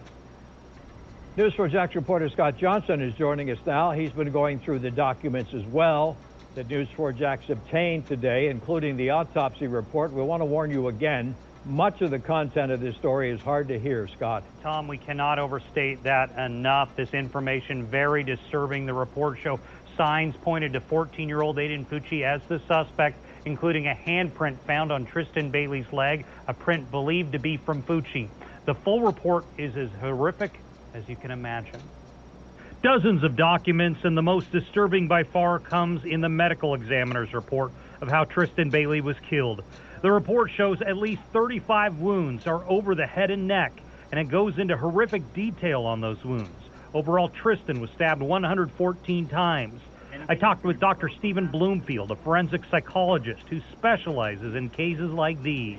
Something happened. There was a click of rage or something where he just couldn't control his impulse, or he has a mental illness.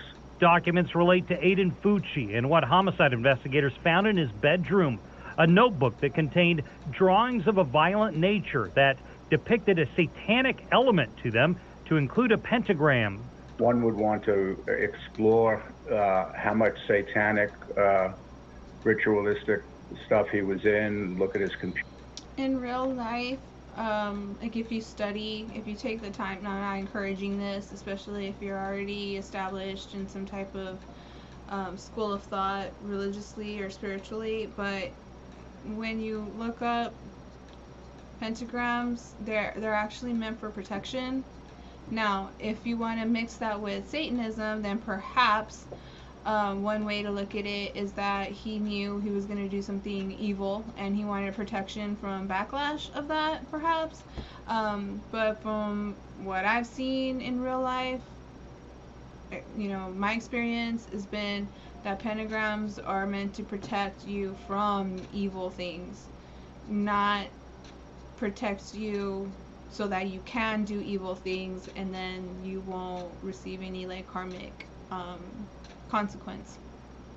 But when the news says, oh, there was pentagrams, people that don't do the research are going to say, oh yeah, that's all Satanism, like that's, pentagrams, that means that, that you want to kill and that you like sacrificing things and you like awful, horrible things and you do horrible things. And in real life, there's going to be people that practice Wicca, paganism, things like that, and they're not horrible, awful people.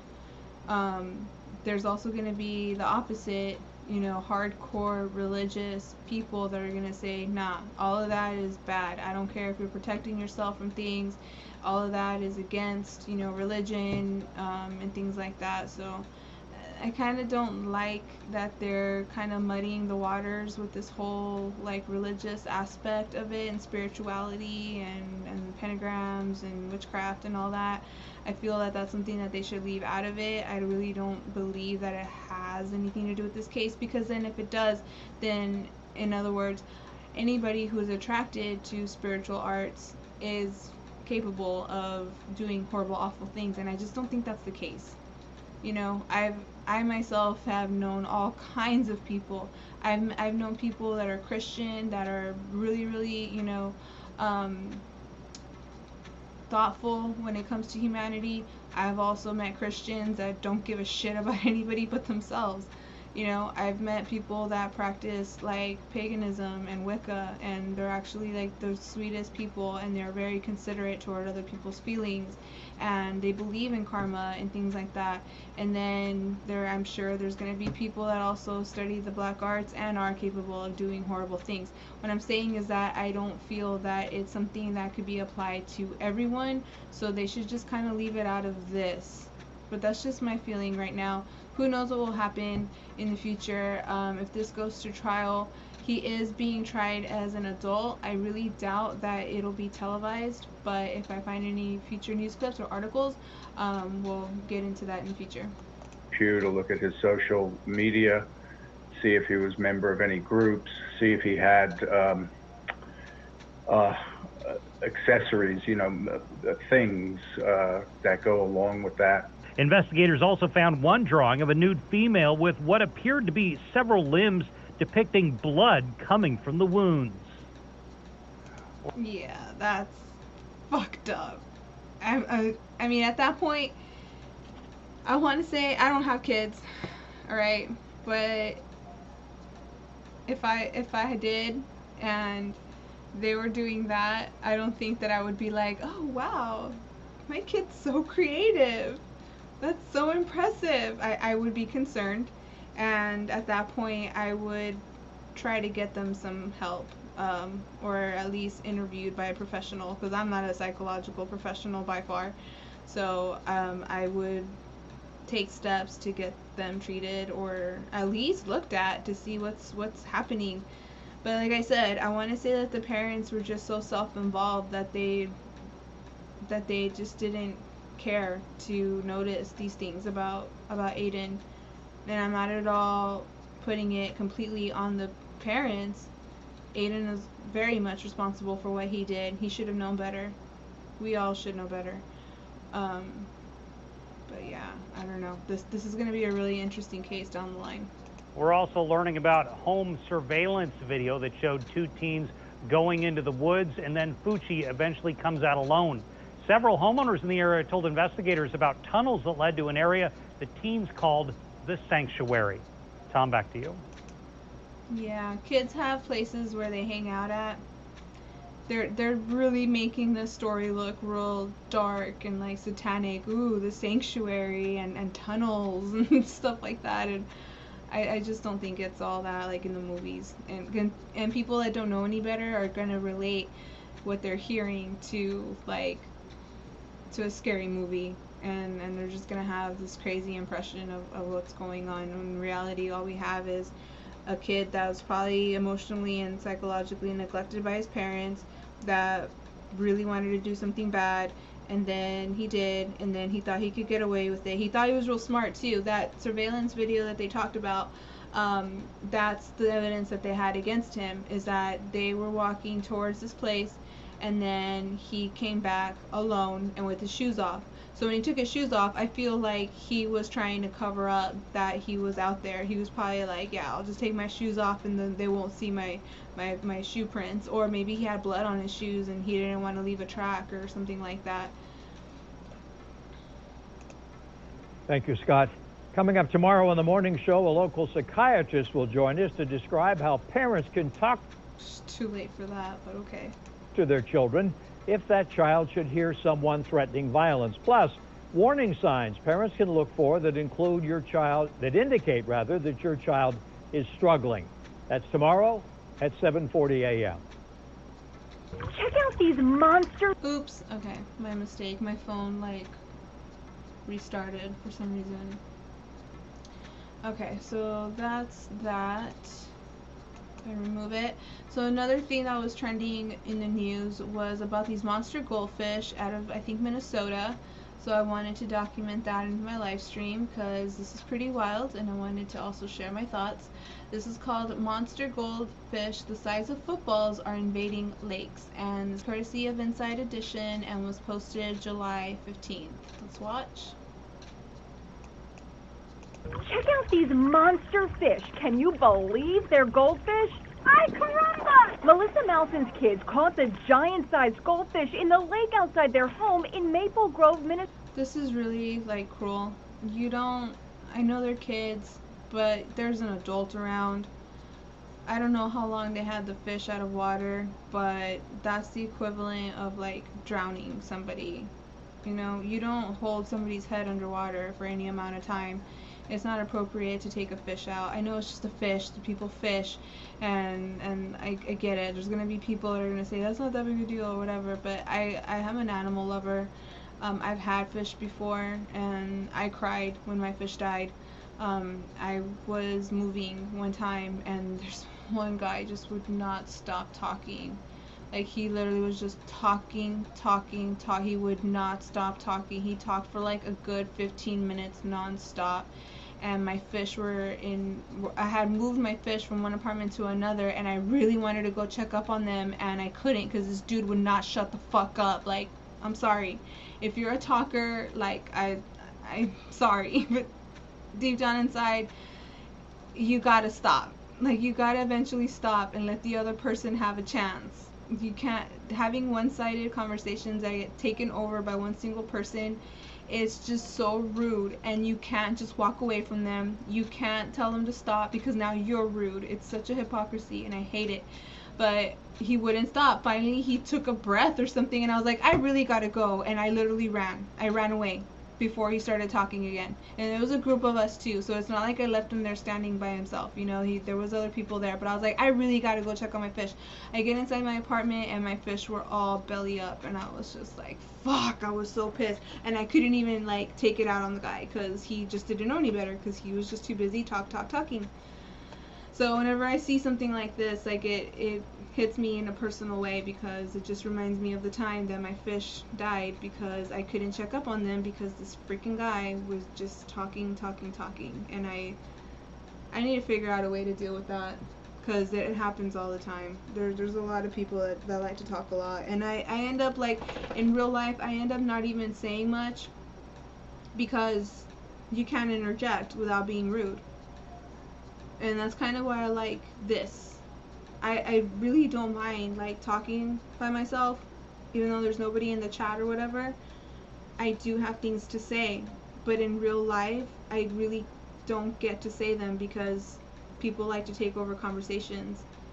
It happens all the time. Like, I don't have personal relationships out here in real life as much anymore, but one of these days, watch, it's gonna happen again, where somebody's just not gonna let me talk, and I need to find a polite way to interrupt and say, can I speak now? Or, because so far what it's been is just, it's been like, okay, this person doesn't care about what I think, this person doesn't care what I have to say, this person just wants to let me think whatever it is that they're wanting me to think. I have a mind of my own. Most of the times I disagree with things and I won't even bother, because I start talking and they're like, I'm gonna have to interrupt you right there and then tell you that blah blah blah, and I'll have you know that blah blah blah, and I'm like, what the fuck am I even doing here then? You sound like you can talk all by yourself. You don't need me. Like, anyways, I don't know how we go from fish to talking about my personal life, but yeah, this isn't cool. You know, if they just, I want to say that if they just took a quick picture and put the fish back, that's okay, but not even. Like, this is not cute. Oh yeah, And these are soda, children how too. heavy was it? Like 10 pounds for At least 10 pounds. It turns out many freshwater lakes across the USA are inundated with these monster goldfish. Look how many there are in this lake in Minnesota. So, where do they come from? It may seem like a great idea. You want to get rid of your pet goldfish. So, instead of flushing it down the toilet, you release it in the nearest lake, sending it back to nature where it can live out its life in the clean, crisp waters. But experts say that's the worst idea. Bad for the fish and bad for the entire ecosystem. The result? Cute little goldfish that turn into the size of a football. Goldfish can cause quite the ecological disruption. They are removing the habitat for the native fish. Experts say if you need to get rid of your goldfish, give it to a friend or return the little guy to the pet store. That's not always reasonable. Fish take a lot of care. I've had fish. In fact, goldfish are probably like the most, how do I say it? I don't want to say dirty, but like the water needs to be cleaned more often than with like freshwater angelfish or like betas. Goldfish are very like potent. So they need to be, their tanks need to be cleaned regularly. The pH balance needs to be checked. You got to use that slime stuff for their coating. They take a lot of care, and then you can't overfeed them as well. You got to make sure that you have the right size tank for the fish that you have. You got to make sure that if you're going to introduce new fish, that they get along. It's a lot of work.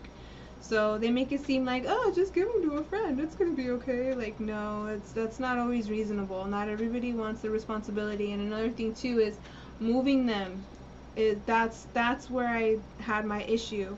Was, you know, I had them, they were good, but then when I had to switch apartments, that's where it went bad. Or one time I even had a situation where the water was needing to be cleaned out, and I was cleaning it out little by little, and then it was just getting dirty like way too fast. So I went ahead and took the fish out, changed the water out completely, like cleaned it completely. I put the fish back in. They were in fresh, clean, crisp water, and they died anyways because it was too much of a difference. It's just complicated. It's not so easy to just find somebody to be like, hey, you want to take care of my you know something bad's gonna happen anyways. I don't know. It's pretty sad. There was another point I was gonna make. I forgot what it was. Just keep watching this clip and maybe it'll come to me. But whatever you do, don't throw it. No way. We really encourage obviously not releasing. And then giving it back to the pet store. Pet stores have policies, usually like a week or something like that. And that's usually not the amount of time that it takes somebody to change their mind about having a fish. And it's usually when people want to move that they want to get rid of their fish or whatever, and that could be like months, years in advance. No pet store is going to take a fish back after that amount of time. So that's not even a reasonable solution as well. But let me go back a little bit because I know I talked over this a tad. We really encourage obviously not releasing it into any freshwater. Releasing it into fresh water isn't a good idea either, because obviously, like with the points that they made about the fish overtaking the local fish's habitats, but also, like I said, goldfish dirty their water like really quick, so I'm pretty sure it's gonna mess up like the water quality for the other fish, and also any other like plants and other environments in the ecosystem that it's gonna interrupt. There just has to be another solution that we're not looking at for fish. I'm not surprised at all that they grow to be that big. Koi fish get really, really big. If you ever look at them, let me go ahead and stop the screen and I'll share a different one. I can show you how big koi fish get, because they get fucking huge. Koi fish are like ponds, are made for ponds. Koi fish, more carp breed, that's what they're called. Let's see. See how big this is? That's like a really big fish. Look at this. They're huge. I'm not even sure if they're safe to eat. Look at this. There's a child in a pool with these big ass giant fish. That looks amazing, actually. I wish I had a pond for fish like this. They're gorgeous. I usually see them like at the zoo. They'll have like a big ass pond or like a river or whatever, a man-made river for them to swim around in. They're pretty cool. I love them. But goldfish are another type of like, or koi fish are a type of goldfish in a way. So that's pretty crazy. I just went on a whole tangent about fish. Is this correct? Yes. Share audio. Alright. So let's continue on. Alright. So now we're gonna look at...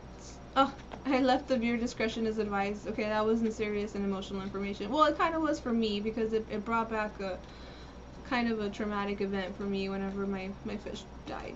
That was really sad. But this next case is really not emotional, but it's very shocking and disturbing. This is about Jamie Osuna.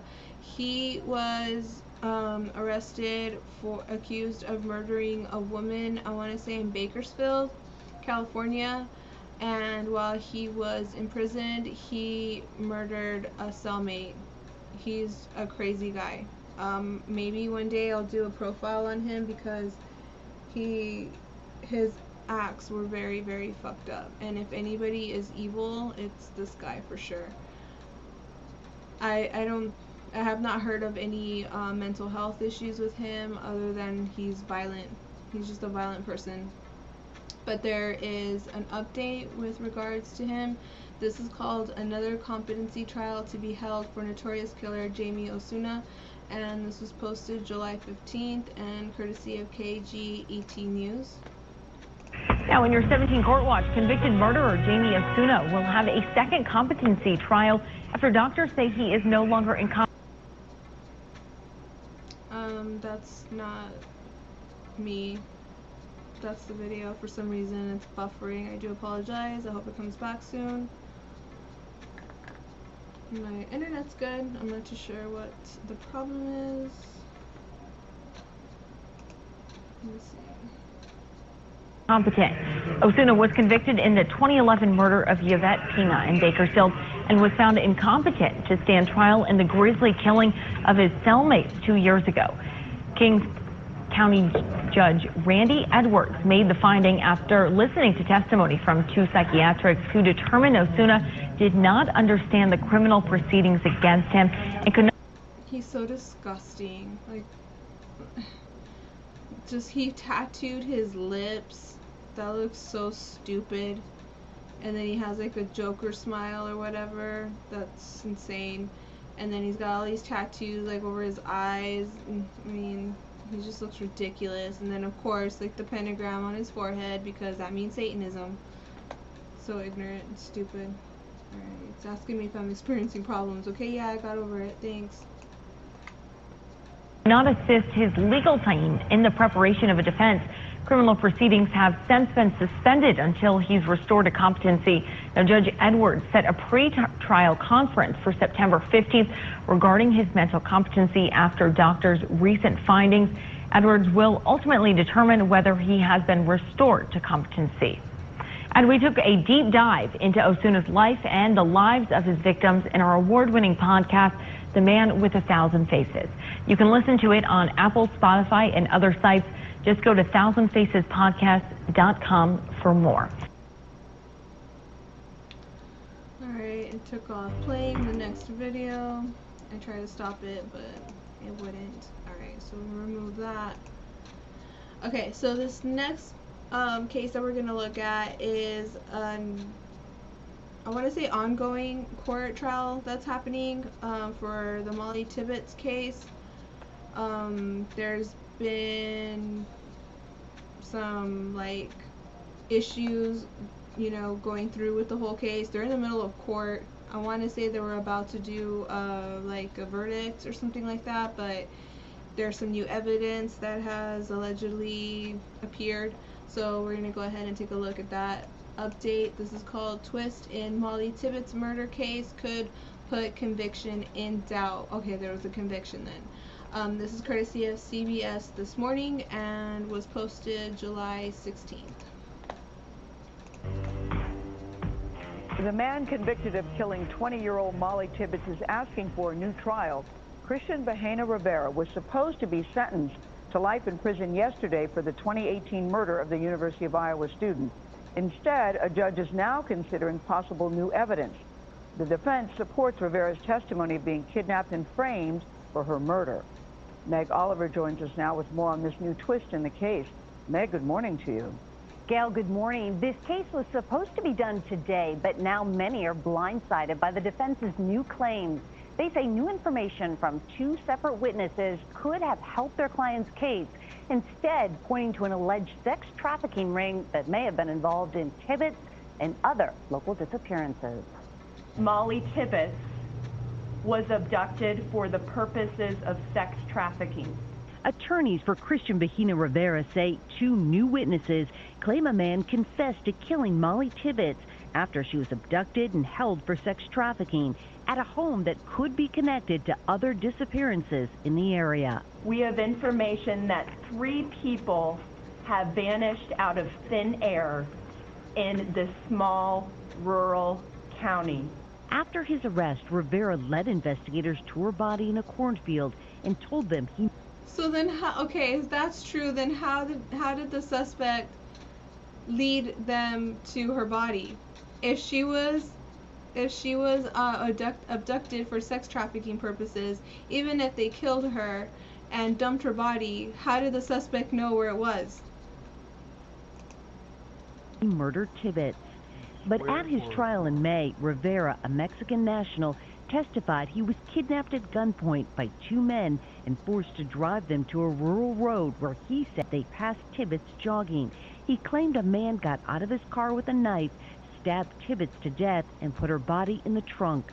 Rivera said the men threatened... Okay, well, that's not for the purposes of sex trafficking, so that's already contradicting the story of the quote-unquote new witnesses. Threatened to hurt his family before leaving him to dispose of her body. Molly Tibbetts was in the trunk of your car, isn't that right? Yes. and you did not tell them what really happened. Isn't that right? Correct.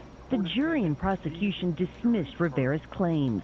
We, the jury, find the defendant, Christian Bahena Rivera, guilty of the crime of murder in the first degree. Both witnesses came forward to authorities during Rivera's trial, claiming the same man bragged about Tibbetts' kidnapping and murder.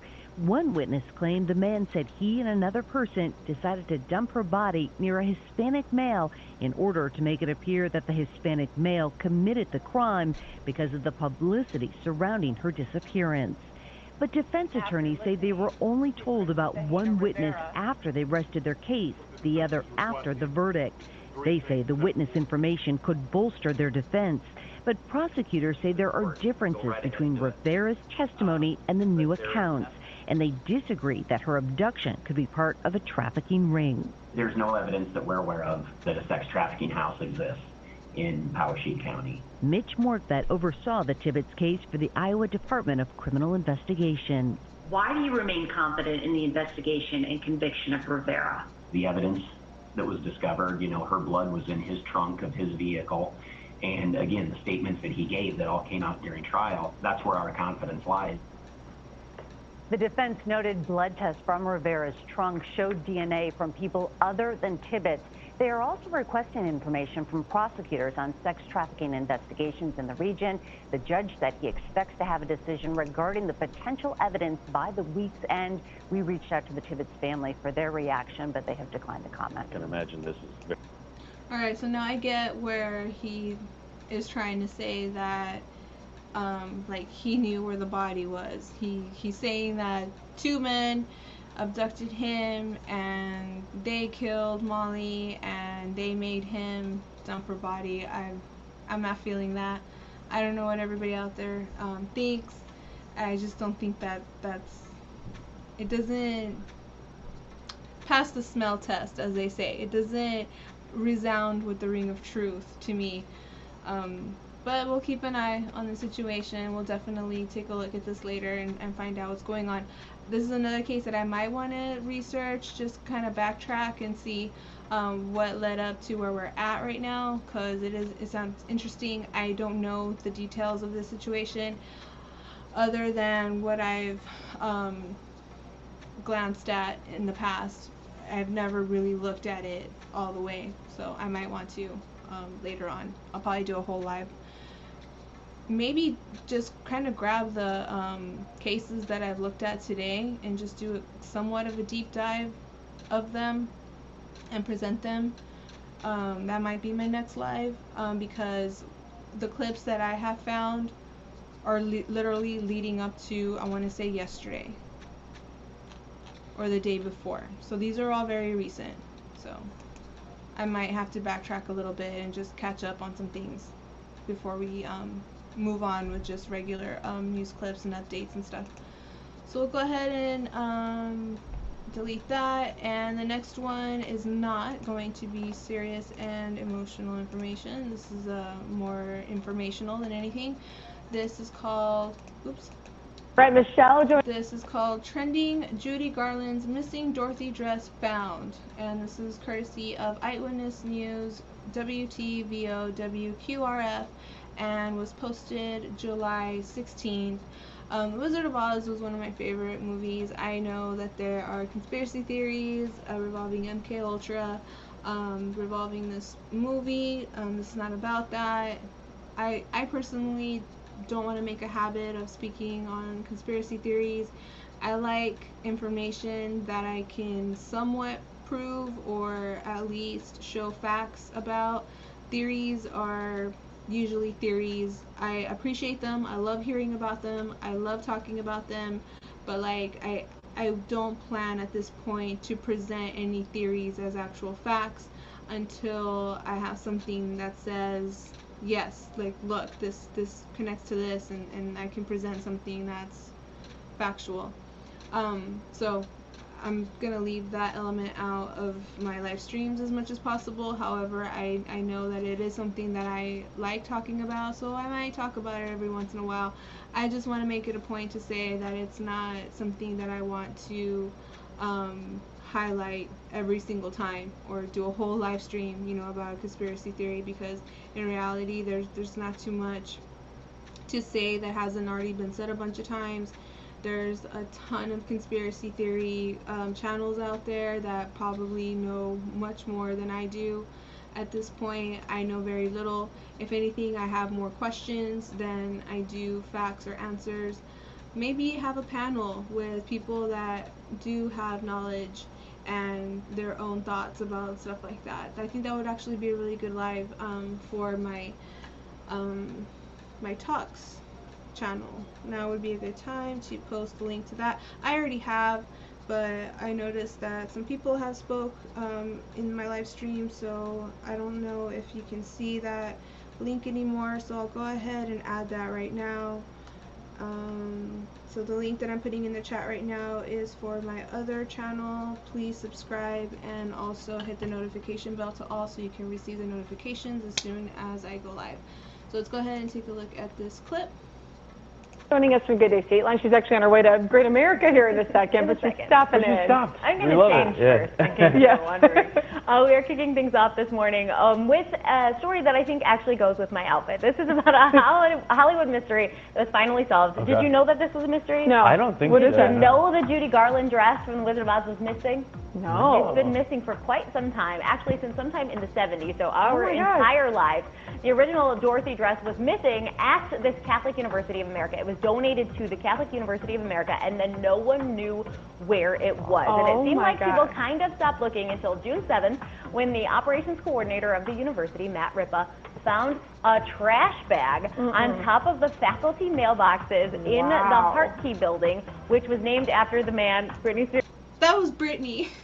That was crazy. There's not yet. Named after the man who was given the dress in the 70s. He found the garbage bag, and inside was the dress. So what is that? Does it do with worth, or do you have There's nothing like that. They're going to keep it. I mean, they're not selling it. Yeah. They're finally going to be able to put it on That's display. like an iconic piece of clothing that was just in a trash bag. Someone's like, yeah, just throw it And up what's here. my bigger mystery, my question is, how did the trash bag survive for 30 years and no one's thrown it away? Lots of questions. Yeah, seriously, just like toss it. You So know, you thankfully leave it is back. found, and they posted those photos on Instagram and told us that story, so that's how Wow. we were able to share it with you this morning. Also on Instagram, Brooklyn Beckham, he is a cooking savant. All of a sudden, the 20... Alright, so they go off on talking about other things, so we'll go ahead and move on from that. Alright, so let's continue on. Speaking of conspiracy theories, this next clip is called, go to it please. Alright, this is called Conspiracy Theory Inspiring Reconstructed Plane to Be Destroyed. And this was posted July 16th and courtesy of Inside Edition. And this is regarding a plane that crashed into the ocean back in the 90s. Oh, cool. Bar Rescue is having a marathon. Hold on. Excuse me one second. I just want to put that on my next tab because that's what I'm going to do. Whenever I'm done here, I got to see that. If anybody wants to watch this later on, I'll go ahead and put the link in the chat because Bar Rescue is a good show. Hey, Reeve, how you doing, buddy? Bar Rescue Live, for anybody that's interested in watching this. Not right now, though, because right now you're with me. Let me mod you up, bro. Add moderator. Alright, cool. So let's watch this clip. Actually, let's make it full screen first. Oh my gosh. Look at this. It's a remarkable piece of American history. The wreckage of TWA Flight 800, painstakingly put together after it crashed into Long Island Sound in New York 25 years ago. This is amazing. The wreckage is located in a hangar outside Washington, D.C., where You're welcome, Reeve. Thank you so much for joining me. You're the only person in the chat, so I appreciate the conversation. access is strictly controlled. But this is the last time we'll ever see the plane. The NTSB has decided that the wreckage has served its purpose and it will be officially decommissioned. It will be taken apart very carefully and the pieces will be destroyed as a mark of respect to the 230 passengers and crew who lost their lives in the disaster.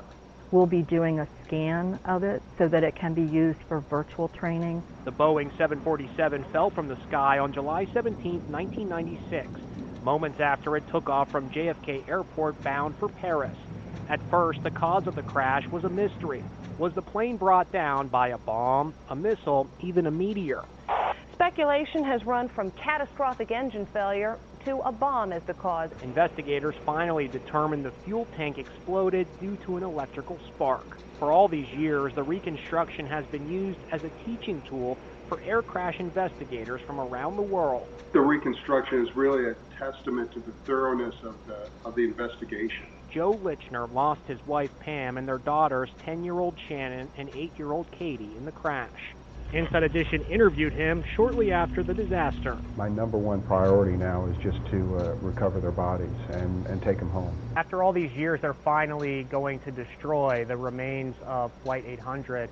What's your reaction to that? The way I feel about it is, if your family dies in a car accident, you don't keep the car around as a memorial to your family. It served its purpose and it should be destroyed. Rest in peace, TWA Flight 800.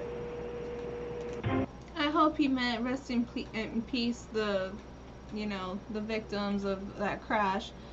The plane is not or was ever alive, doesn't have feelings. But if they meant, the people that were in it, then I can go with that.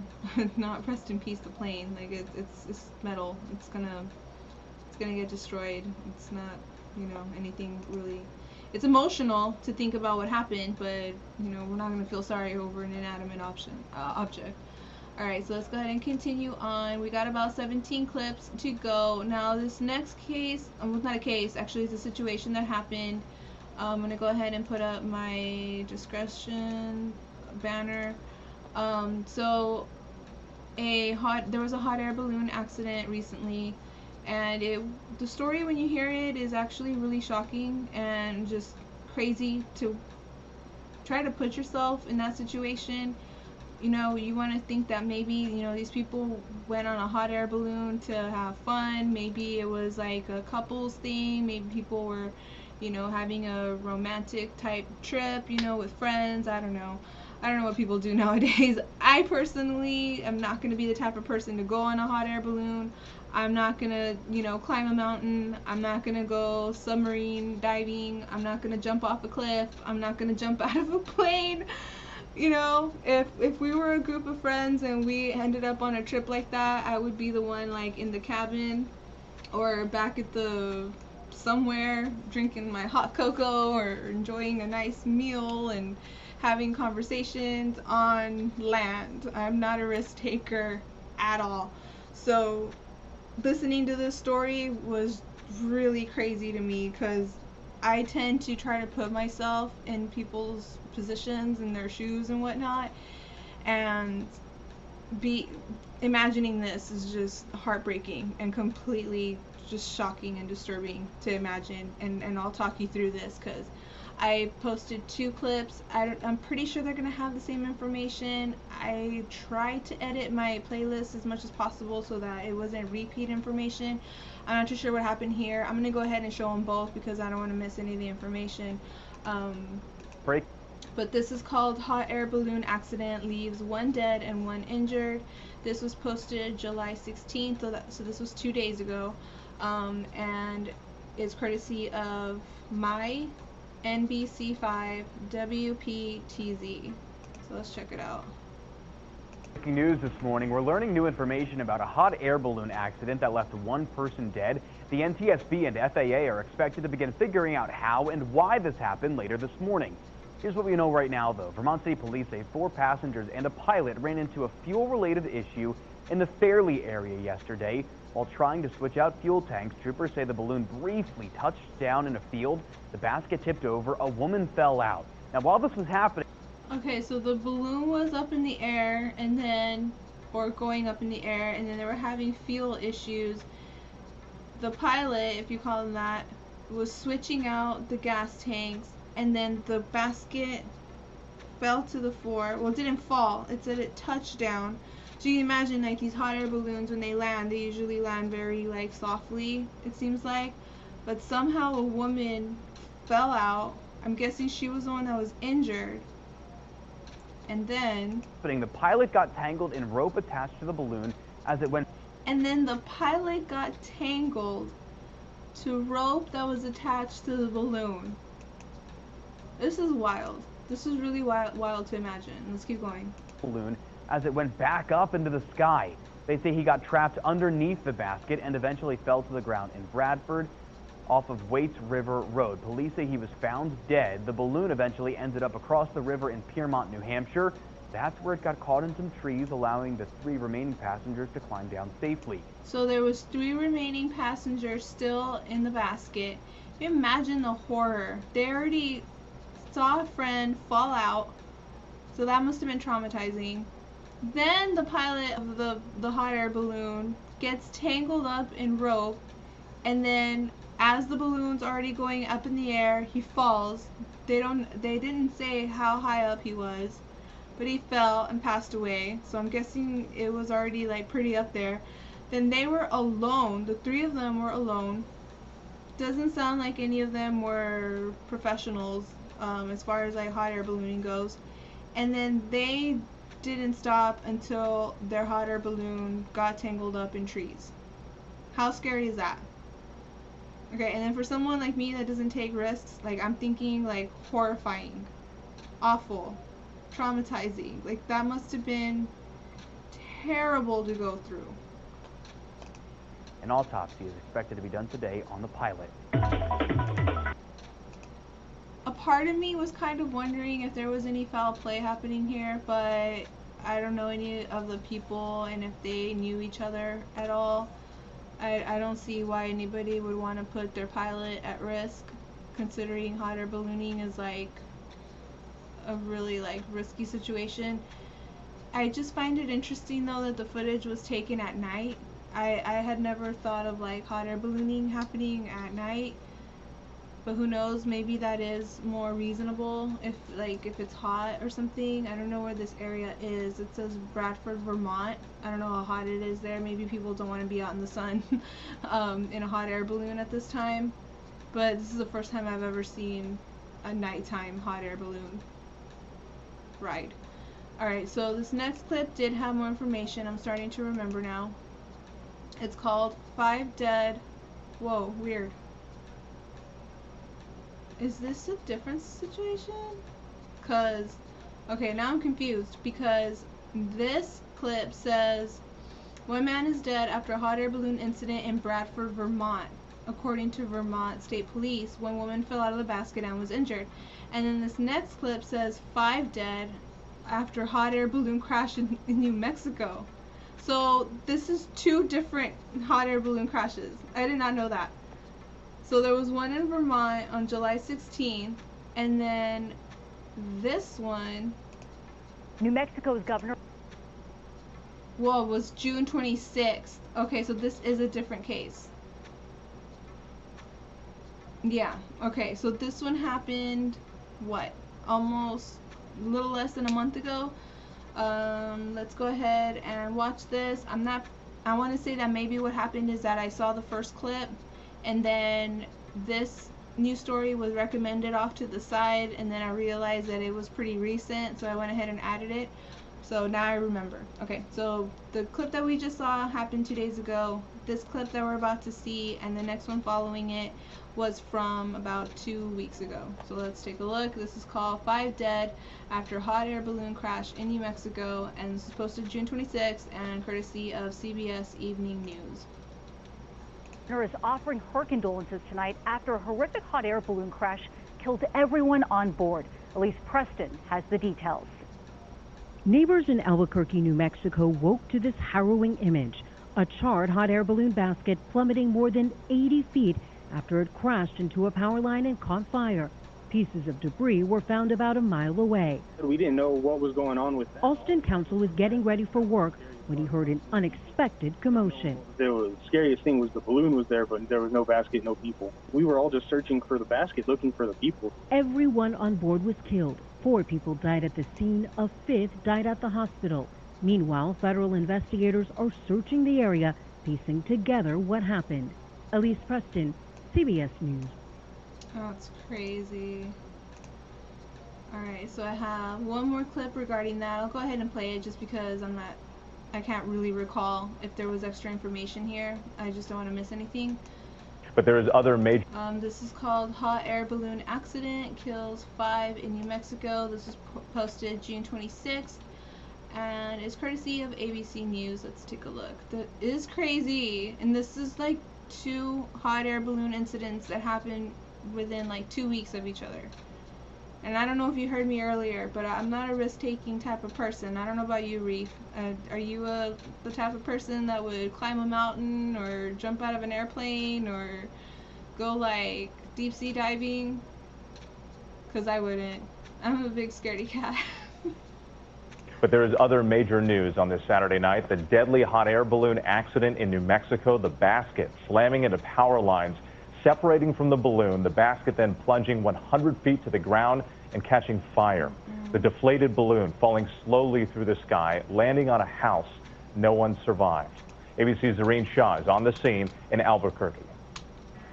Tonight, New Mexico officials searching for answers after this hot air balloon crash in Albuquerque, killing all 5 on board, including the pilot. The country's deadliest hot air balloon accident in 5 years. We have a fire to where I believe a hot air balloon crashed over at Central and Enter. This frantic sight early this morning as eyewitnesses rushed to the scene. They're on that side! Josh Perez witnessing the basket of the balloon crashing to the ground after it hit a power line. They hit the electrical pole. Oh, it hit a power line first. Oh my god, how devastating. Yeah, they didn't stand a chance. That's terrible. My God. According to eyewitnesses, the gondola hitting a power line, crashing onto a roadway and catching fire. There's no fire extinguisher anywhere. That's yeah, but bring it, hurry, bring it! I hit the line high up, rode the line a little to the west, and then eventually the gondola crashed into the roadway. The balloon itself floating in the sky and later located over a mile away. Seriously, Reef, so did I. I mean, I want to say maybe like the biggest risk I would take is like maybe hiking, and that shouldn't be too risky, but I have heard of people getting lost, you know, animal attacks, snake bites. There's too much risk going on out there. I don't know. I'm not that risk taking. Way on top of a house. The crash also knocking out power to the area, temporarily impacting more than 13,000 customers. Tonight, the NTSB joining the FAA and state and local officials to try and determine what made this hot air balloon hit that power line and crash. With Zareen Shah, thanks to you tonight. Hi, everyone. George Stephanopoulos here. Thanks for checking out the ABC News YouTube. Yeah, that brings new meaning to take a hike, huh? But yeah, if I ever do go on a hike or whatever, I want to go with like a group of people, like not just me, not even me plus one, but I wouldn't even take my dogs with me. That's just too much risk. But yeah, that's really sad. That was a tragic report, news report to share. But like Reef said, thank you for bringing me back to reality, right? Yeah, these kinds of things happen, and I'm not at all saying that it's better to stay at home. You should be adventurous if you can, but I'm just saying, look at what could happen. I'm pretty sure everyone thought it was going to be a great day, and then no, that's really sad. My condolences to anybody affected by that situation, because if that happened to somebody that I knew, that would change me forever. I know it would. Yeah, nothing crazy. You've been mountain climbing? Okay. I never climbed a mountain. It was more like a tall hill, I think. And that was pretty crazy too, because we were climbing up this like hill, and there was like little cactuses and stuff everywhere, and somebody lost their footing and I was under them. So they started kind of sliding down a little bit, and I had to like use my shoulder to like keep them up, and like my hands, so that they could get their like, you know, their footing correctly and grab onto things, because they could have taken me down with them like easily. we could have like broken a bone or something, but thankfully everything turned out okay. But that was probably like the closest like thing to something crazy happening. Yeah, a couple of other things have happened, but not related to this. It's difficult. Yeah, I bet. Like I said, if anybody ever wanted to go like skiing even, I don't even think I would ski, because I've heard of people like losing control and like crashing into a tree and losing their life. I want to say that's how Sonny Bono passed away, if you know who that is. That was Cher's ex-husband, Sonny and Cher. So yeah, I'm not a risk taker. Alright, so this next clip, I should have played it earlier when we were, or when I was presenting the Tristan Bailey update, but I didn't put these in order. So we'll go back to that. Tristan Bailey is a 13-year-old cheerleader that passed away. She was allegedly stabbed to death. Yeah, COVID is enough risk. That's true. She was a 13-year-old cheerleader that passed away, allegedly stabbed by a classmate 114 times. So here is a new document, details timeline of events in the Tristan Bailey murder investigation. This was posted July 14th and courtesy of First Coast News. If you're not aware of the situation, this should provide pretty much some background on what's going on and then an update. So I'll just let it play. And first at 11 tonight, gruesome new evidence in the murder of a 13-year-old cheerleader in St. Johns County. First Coast News has been poring over new documents released today. And so here are 3 things that you need to know tonight about the case against Aiden Fucci. He's the 14-year-old accused of murdering Tristan Bailey. Detectives found what is described as satanic images and violent drawings of women in his bedroom. Really disturbing details, and court documents also show Fucci changed his story with the detectives at least once while the search continued for Bailey. The next day, the young girl's body was found in the woods near the Durbin Crossing neighborhood. Now, the medical examiner's report, it says she was stabbed 114 times with a knife. The report also reveals the weapon was found 140 feet from her body. And there are still a lot of documents our team is continuing to pour over tonight. And on your sides, Robert Bradfield is joining us live tonight with details about an interview Fucci's girlfriend actually gave detectives about his behavior before his arrest, Robert. Yeah, and she was actually very active in her community. She, you know, due to her, probably to her cheerleading, she would assist a lot in her neighborhood and where she lives. And Aiden was just, I hate to say it, but it sounds like he was a lost cause. He had a lot of troubles, if you want to put it that way. He was kind of bragging to people he knew that he was going to kill someone. Like, he literally put it that way, and nobody took him seriously enough to try to get him help or to tell somebody. I personally don't believe that if somebody had gone out of their way to like report it to the authorities, that the authorities would have done anything, because they tend to not do anything until it's too late anyways. But perhaps if like his parents were a little more vigilant on the things that he was talking about and getting into, maybe they could have gotten him some mental health, and maybe this could have been avoided. But unfortunately, nobody said anything, so here we are.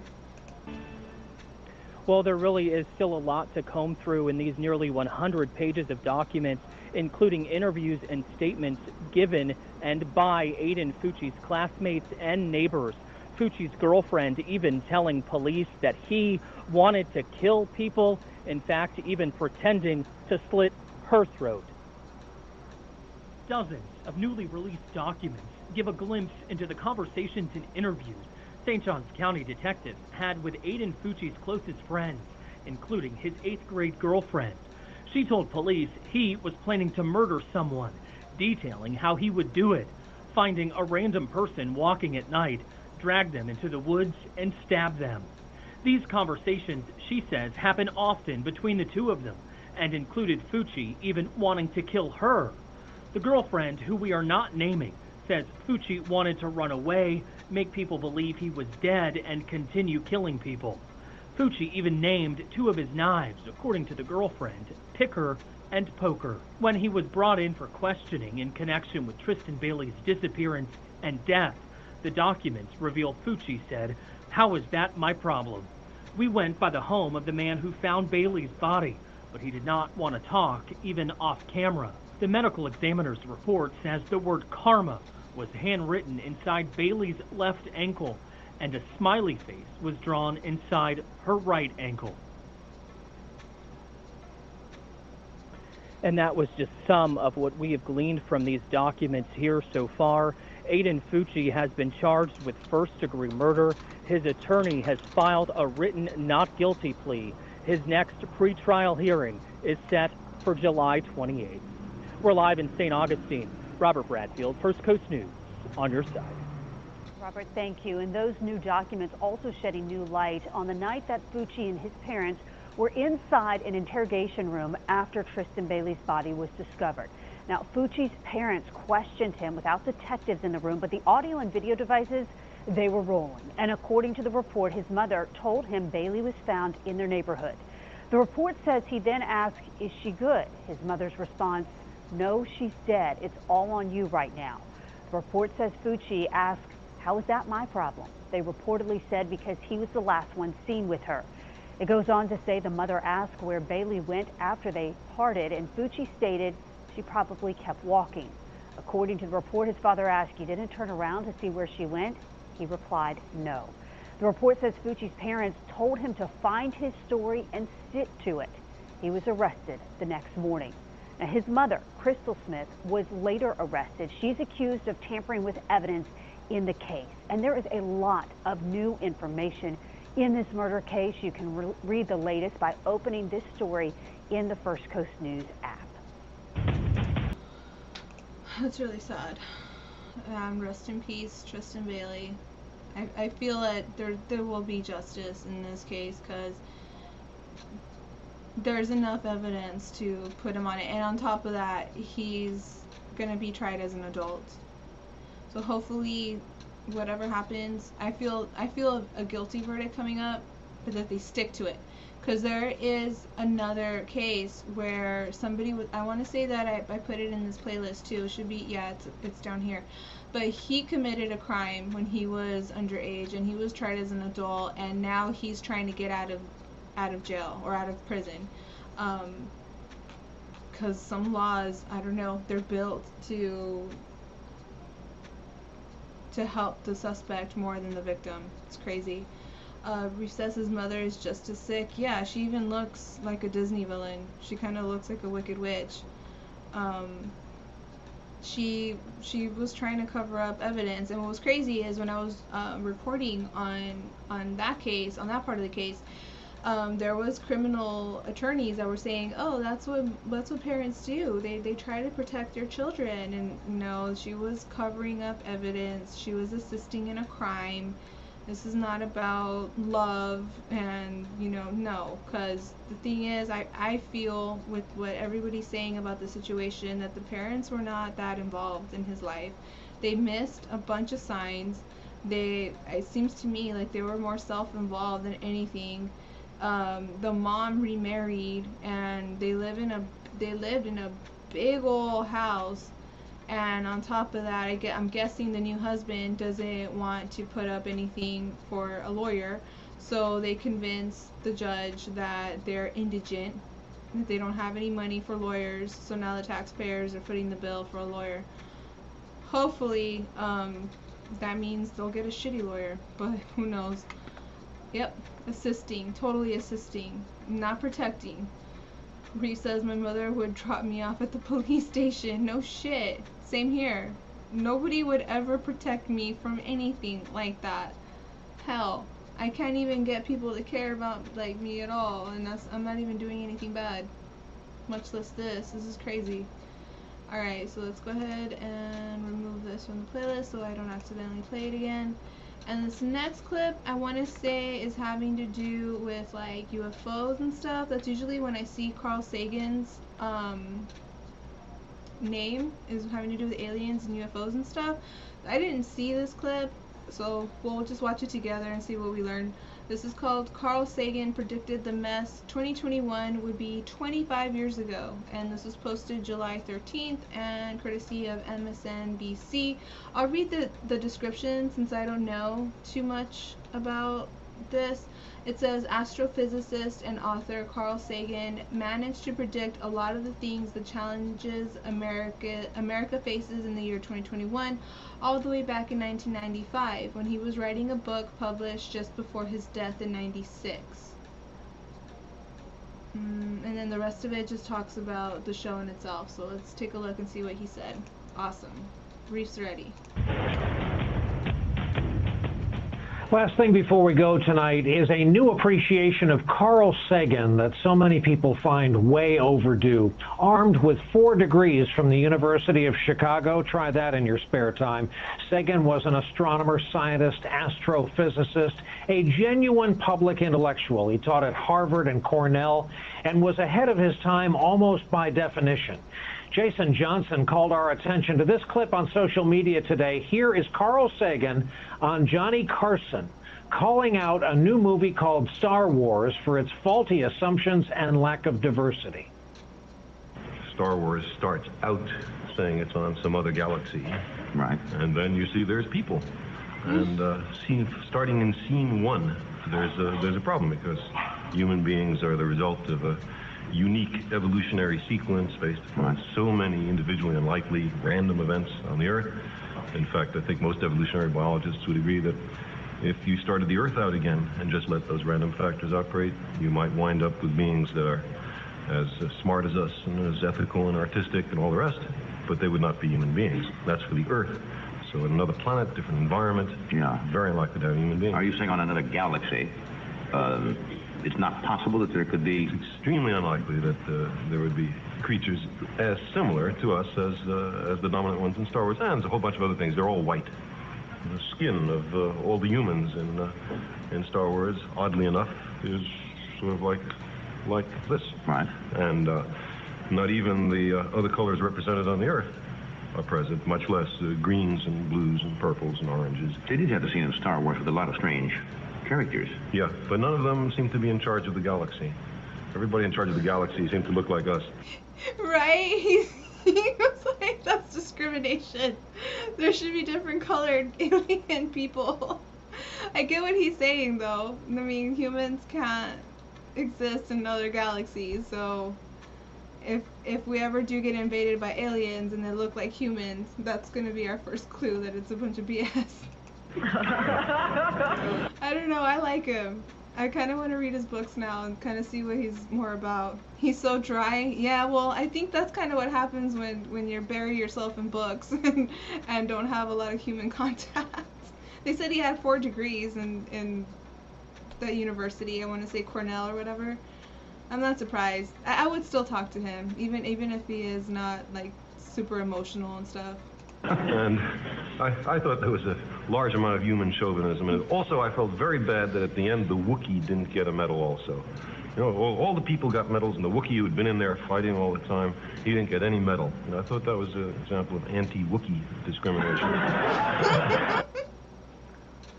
How about that Carl Sagan, advocate for Wookiees everywhere? As the noted astrophysicist Ron Popeil would say, but wait, there's more.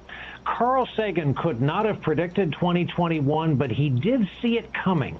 He wrote the following back in 1995, and we quote, "I have a foreboding of an America in my children's or grandchildren's time when the United States is a service and information economy, when nearly all the manufacturing industries have slipped away to other countries, when awesome technological powers are in the hands of a very few, and no one representing the public interest can even grasp the issues, when the people have lost the ability to set their own agendas or knowledgeably question those in authority, when, clutching our crystals and nervously consulting our horoscopes, our critical faculties in decline, unable to distinguish between what feels good and what's true, we slide almost without noticing back into superstition and darkness. The dumbing down of America is most evident in the slow decay of substantive content in the enormously influential media. The 30-second sound bites now down to 10 seconds or less. Lowest common denominator programming, credulous presentations on pseudoscience and superstition, but especially a kind of celebration of ignorance. Roll that around for a while. Those were. Have you ever seen the movie Idiocracy? All that stuff he just said, pretty much I could like sum it down to that. Among his final published words. He died 10 months later. Here we are 25 years later, realizing just what he was trying to tell us back then. Did he just low-key call us all stupid? But that's interesting. I'm actually going to try to put that in watch later because I want to do more research on him. He sounds like a very interesting person. I want to see more about what he says. I'm pretty sure that's not even close to like all the knowledge he has. Alright, so let's go ahead and continue. Alright, so this next clip is called... Yeah, I'll write it down. Or I'll type it and write it down. Let's check. Movie is called Idiocracy. The guy that made Beavis and Butthead made this movie. That's what it's about. It's about this guy that ends up like in a time capsule, and he was supposed to be preserved for later like research or whatever, and they forget about him, and then he wakes up like something like hundreds of years later, and he gets out, and the world is just full of like dumb people, and the president is a former professional wrestler, and it's just a really funny movie. It's funny, but if you think about it, it could be our future in real life. It's just very scary to think. I've seen people say that Idiocracy is more of a documentary than a movie. Let me think. Let me see if I can find it for you. And I could just put it in the chat so you can watch it, because I don't think any streaming service has it. I want to say that I have seen it before on what's that, Comedy Central, but they don't always like have it, you know. It's just sometimes. Yeah, here. If you want to grab that and put that like on a tab or something, that should lead you to the movie so you can watch it. But not right now, because you're with me. Alright, let's watch this next one. Alright, so this next clip is going to be about a shooting death, so viewer discretion is advised. This is called Bond Reset to $8 million for man accused of fatally shooting his child's mother in West Houston. And this was posted July 16. You're welcome, Reef. And this is courtesy of KPRC2. Click to Houston. Oh, YouTube has it too? Cool. Awesome. Let's watch this clip. KPRC2. Another issue in court this morning for the man accused of murdering the mother of his child and injuring their baby in a shooting. Zacchaeus Gaston was only in front of a judge for a few minutes before he was led out of the courtroom. This is the second time this has happened. Good morning and thank you for joining us. I'm Andy Sirota. And I'm Lisa Hernandez. A judge just handed down new bond conditions for the 27-year-old suspected killer. KPRC2's Brittany Jeffers joining us live from downtown Houston with the newest information here. Brittany. And Gaston was removed from that courtroom again this morning. He was shouting at deputies who were attempting to bring him inside to go before that judge.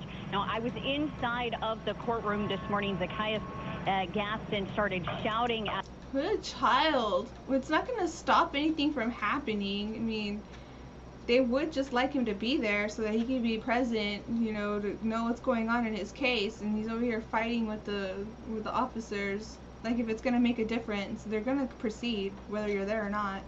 At those deputies, quote, "I don't want to go in here, bro." The video shows the deputies struggling to lead him into the... Well, I'm pretty sure his child's mother didn't want to get shot to death, and I'm very sure that his little baby didn't want to get shot in the leg too, but there they are. And he can't even, like, look at his face. He just looks so violent. He looks so angry. This is terrible. He should just sit there and take his freaking medicine, but he won't. courtroom, but then he was immediately removed and went back into the hallway.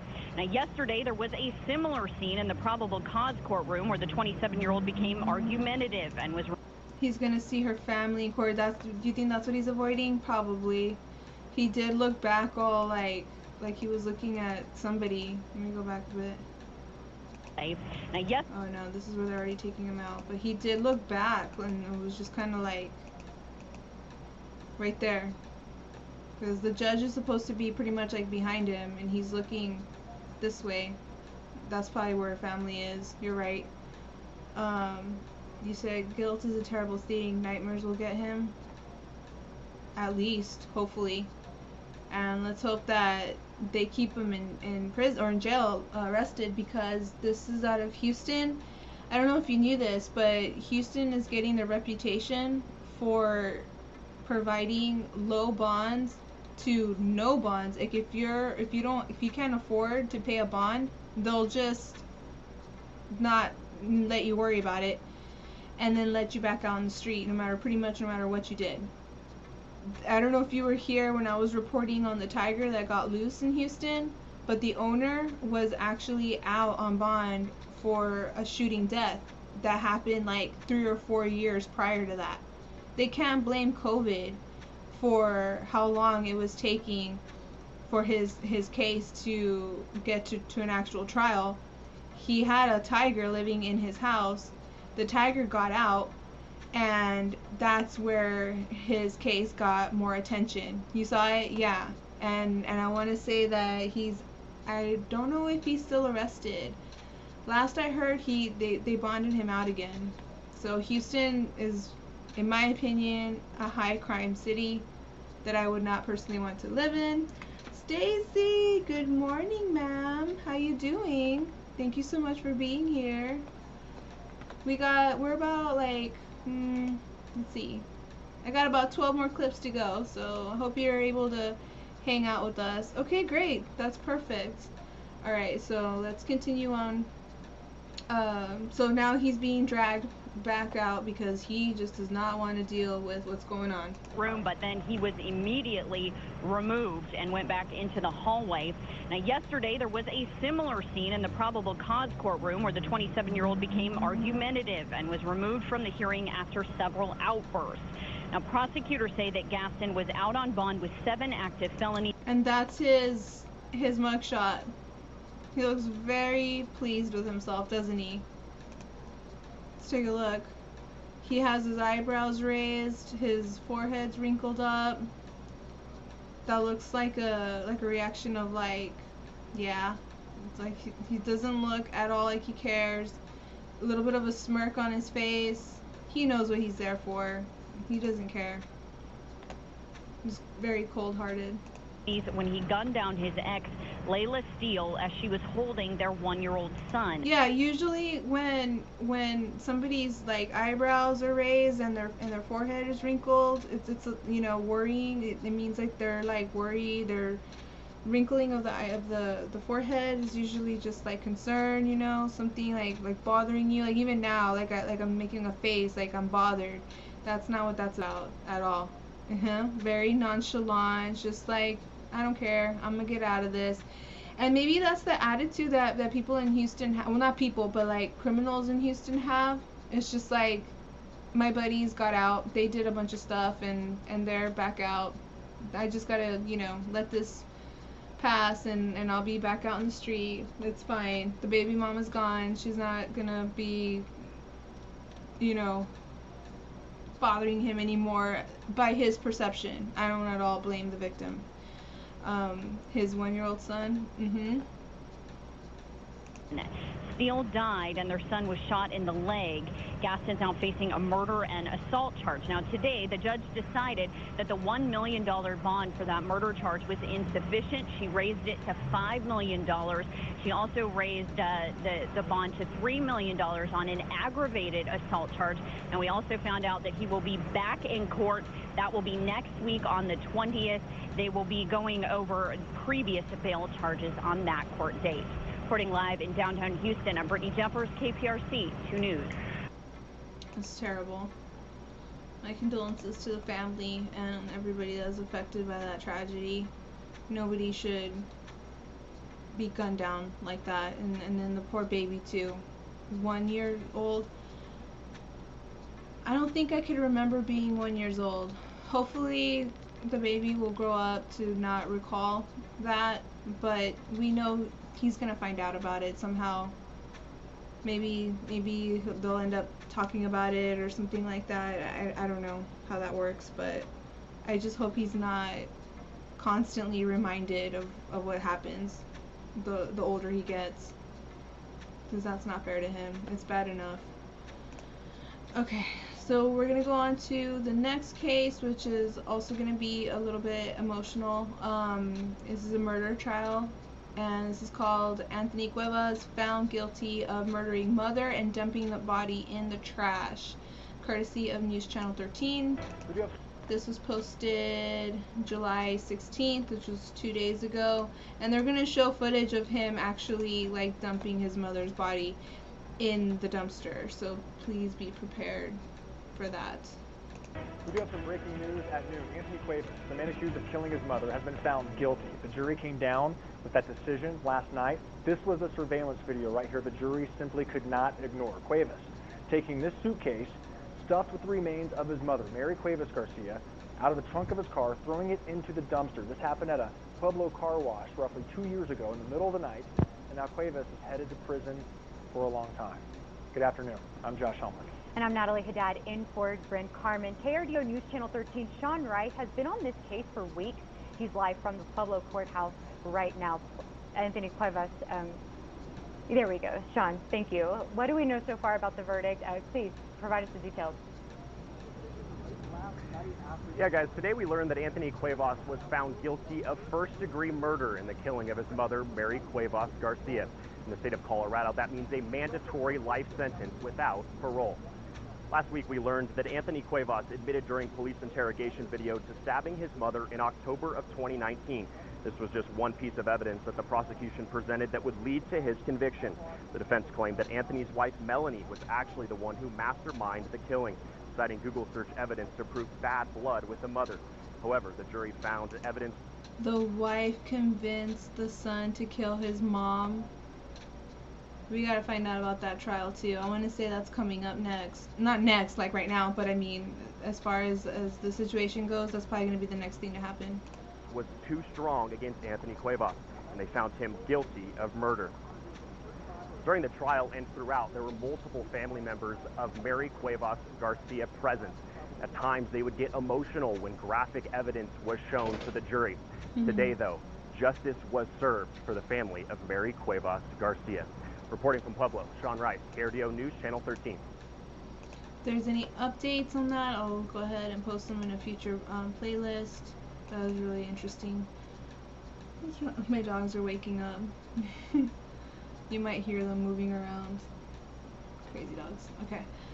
The next case is also a court trial revolving a murder. This is called Man Linked to Two Separate Albuquerque Murders in Court, and courtesy of KRQE. Let me just grab the date. And this was posted July 16th. Let's take a look. Oh yeah, this was crazy. Okay, I'm not gonna say anything. I'll just let the story tell itself. An Albuquerque man linked. Where I'm at, it's 8:43. I want to say I've been live. Okay, I've been live 3 hours, so I think it was like close to 6, I guess.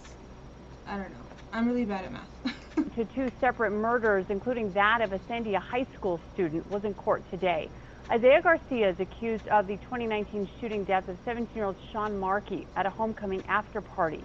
Police say he was not the intended target. Garcia's trial in this case is expected to start Wednesday with jury selection Monday and Tuesday. Garcia is also charged in the murder of Kayla Campos. Officials say Garcia shot and killed Campos in 2019 at Bianchetti Park while she says she was playing Pokemon Go. Police say it's because she saw him commit an armed robbery. Okay, that's that one. I was actually thinking the clip that we're about to watch was this one. That wasn't the crazy clip that I was thinking about, but that's still devastating nonetheless. Alright, so this next clip is also very emotional and having to do, it's almost 4 o'clock in the afternoon there, that's crazy. Daylight savings time has always been a mystery to me. It shouldn't be, I mean there's a logic behind it, but it's just so crazy how it's like morning here and it's already afternoon over there. But I'm glad you're here with us. Thank you for taking the time. You too, Stacy. I really appreciate it. Live streams are a lot funner when you're communicating with people. This next clip is called FedEx driver arrested after attempted sex assault of child in Aloha. So this is going to be in Hawaii. This was posted July 17th. You were here before? I know. Did I say something confusing? Sometimes I do. I apologize for the confusion. Oh, from the beginning? Oh, okay.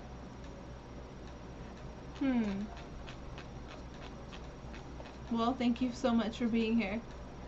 I think I might have missed you then in the beginning. Let's see. This 7:58. I think that's when you started chatting. Alright, so this is courtesy of KOIN 6. And yeah, so this story happened in Hawaii. A FedEx driver behind bars, and tonight we're hearing from investigators who say the delivery man tried to sexually assault a 9-year-old girl, and there could be more victims. Good evening, and thanks for joining us tonight for KOIN 6 News at 11. I'm Elizabeth Din. Jeff Gianola has the night off. And we start with this disturbing case, and we're told this attempted assault happened in the Aloha area. With this, we want to get straight to our Jenny Young, who's been talking with deputies about this case. And they're warning to others right now. Jenny? Liz, deputies say the bravery of this little girl, the quick action of her mother, the quick action of deputies, and the help of FedEx helped get this guy behind bars quickly. 24-year-old Alejandro Negrete of Portland is in Washington County Jail tonight. This was extremely close to him being able to carry out his plan. He took multiple steps to make that happen. The sheriff's office says early this afternoon, Negrete approached the 9-year-old victim while she was playing near her home. He just finished delivering a package at a neighboring home. Investigators say he offered the child candy and then attempted to sexually assault her. She was able to actually get away from him. The sheriff's office tells us the girl ran home and told her mother, who called 911. Deputies responded to the home within minutes and then had more deputies out looking for the FedEx truck and driver. The sheriff's office says they were able to find Negrete with the help of officials at FedEx. Right away, they started linking up the package that was delivered with the driver who dropped it off, giving us then his real-time location. So deputies were able to go and find him. He wasn't too far away. Deputies say Negrete told them things that led them to believe he was their suspect. Did he admit to it?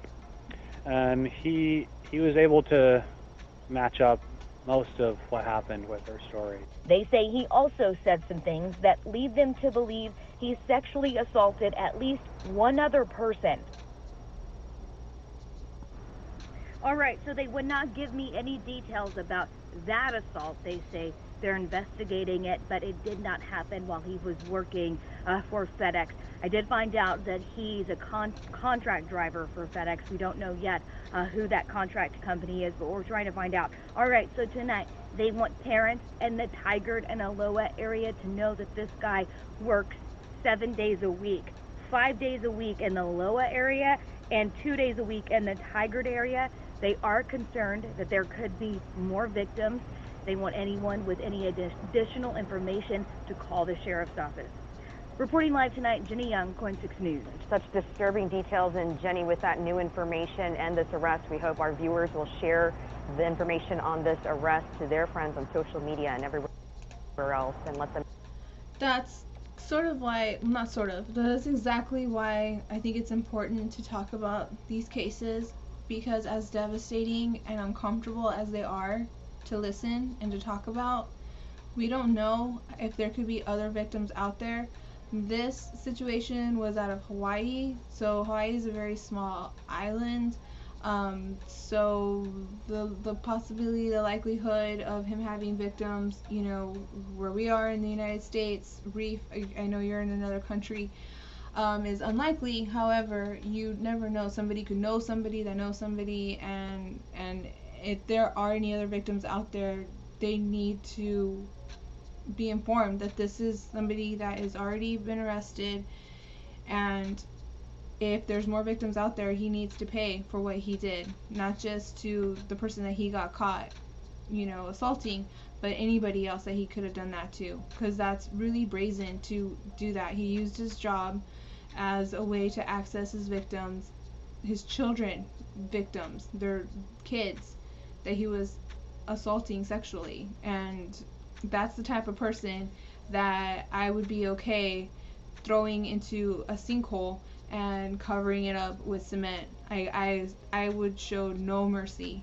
on somebody who has been proven to be sexually assaulting kids, or anybody for that matter. But kids are very unprotected as it is, and they're very vulnerable, and somebody that takes advantage of somebody that way, you never know what else they're capable of. That's already horrific in itself. So as uncomfortable as it is to report on it and to talk about it, I just feel it's very, very necessary. You'll help me? Okay, well, I don't know how to drive a cement truck. Do you know how to drive it? Because I'll gladly be the one to push him into the sinkhole, and then you could cover it up with cement if you're down. Alright, let's continue. Okay, so this next case, this next story is not emotional, but it is something that happened, and I did want to talk about it a little bit. Alright, so this is out of Las Vegas, and this is called Las Vegas Police Reveal Concerning Trends Involving Hit and Run Crashes. This was posted yesterday, July 17th, and courtesy of Fox 5 Las Vegas. The oldest one we have is 2016. Lieutenant Greg Munson from Metro's Traffic Bureau shows us what he calls is the parking lot of carnage. It stores all the vehicles involved in fatalities until the cases are examined and the DA's office releases them. Pedestrian was on the sidewalk, and this vehicle left the roadway because the driver was impaired and ended up hitting the pedestrian and killing him, and they took off. Las Vegas police say so far in 2021 there have been 12 deadly hit and runs, which is a serious increase. In 2019, there were 9. In 2020, there were 12, but that was for the entire year. But in some of those cases, if that person would have stopped, blocked the road with their vehicle so that pedestrian didn't get... First of all, before I interrupt, well, I did interrupt him. I want to say that if those are the statistics for Las Vegas, that's probably going to be everywhere, or most places. There does seem to be an escalation in not just like hit and runs, but in everything. This world is just spinning out of control, and I want to say that maybe it's my research, you know, just constantly looking at my news feed to see like what's going on. It just seems like it's escalating all the time. So this is not just relevant for where this is talking about, Las Vegas. I'm sure it's happening everywhere. Where I live, drinking and driving is probably one of the biggest issues that there is, and that's horrifying. People have a choice. You don't have to drive drunk. There's options now. You know, if it were me, you know, and I had somebody over and we were drinking alcohol or whatever, and it seemed to me like too impaired, I would gladly let them sleep on the couch or whatever, just to make sure that they were safe. It's really devastating to hear that, you know, some people just don't have a choice but to have to drive home for whatever reason. They're expected home, or they're not welcome to stay the night where they're at, you know, or whatever it is. Like there should be options to, well, there are options, you know. Drinking and driving is a choice, even if you are impaired. There's just no reason for it. And then hit and runs, you gotta know if you hit somebody or something. To take off like that is just completely heinous and terrible, because a lot of the times people do get away with things like this. They just take off, They get home, they hide their vehicle for a while, maybe they'll make adjustments to it and change it up to try not to get caught. People really just don't want to suffer the consequence for their actions. And that's just, again, that's just the type of world we live in right now, and it's just really sad. I personally can't think of any hit and runs in my life, you know, anybody that I know, which is good. I'm really grateful for that. But it's just so highly likely for it to happen. I want to say I probably know somebody that knows somebody that's passed away in a hit and run, and that's just unacceptable. There was one that I heard about in Florida, and a guy had hit somebody, and then he made it home, and then his roommate was like, "What happened to your car?" And he was like, "Oh, I hit a deer." And the roommate took a second look at the car and was like, "No, that's no deer. It was just too badly damaged." And I want to say he probably saw like blood or something. The guy had disposed of the body. I can't remember what he did with it, but the leg was left at the scene. The leg of the victim was still there at the scene, and that's how they were able to trace it back. So it's just the things that people would be willing to do to get away with this, and the suspect on top of that had already had his license taken away for a different hit and run somewhere else.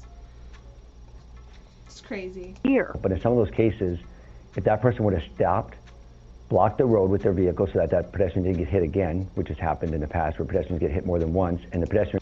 You hear that? So he's talking about somebody that got hit. They were a pedestrian. They got hit by a car. The person who hit them just kept on driving, and because nobody knew that there's somebody on the road, they kept getting hit. That's just cruel and inhumane. How somebody could just not have a conscience to stop and try to render aid. That's insane to me. That's insane. They're still alive, and then the second collision, they're killed. If that person would have stayed there so they could warn other people that there's something going on, as well as get medical attention, some of those lives could have been saved. As far as general hit and runs, 1,811 have been reported this year.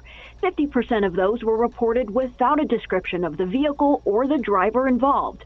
Munson suggests if you find yourself in a hit and run, grab your phone to record a video or a voice memo, but do it safely. Using your voice text notes is great. Text your friend, even though he's going to wonder why you text them a license plate, but you're doing it to capture that plate immediately because your memory will fail you. It always does. So having actual video is better than anything. Now, out of the 12 deadly hit and runs, their traffic bureau have been able to solve 8 of them. 2 were from tips they received on their Facebook page. They encourage that if you see a hit and run, even if it's minor, call 311 or 911 so you can give a description and leave your contact information, because that could be incredibly helpful to detectives later on. Reporting from the Update Desk, Lauren Martinez, Fox 5 News Local, Las Vegas. Okay, let's go ahead and continue on. Alright, so this next story is having to do a little bit with genealogy, and it's probably not like breaking news or, you know, super like shocking or anything like that, but I did want to cover this because it's sort of something that is personal to me. I don't want to say too much, but trying to find your birth parents type of situation, that's something that hits home to me. So when I saw this clip, I kind of wanted to share it with you all. This is called Roseville. A woman's search for birth mother reveals a surprising twist. She has a twin, and it's courtesy of ABC 10, and this was posted July 17th. So let's watch this. A Roseville woman simply looking for medical history with 23andMe discovers a missing link in her family, and get this, they share the same genes. Liz Jackson, a Roseville mom, posted a now viral story about her genealogy experience. Like many people, there's always something new to discover with DNA. But Liz had no idea her results would be life-changing. The news will forever change me. Liz wanted to find out more information about her birth mother for medical reasons. The Jacksons adopted me in 1975 from South Korea. So she submitted her DNA to 23andMe and requested documents from a Minnesota-based adoption agency.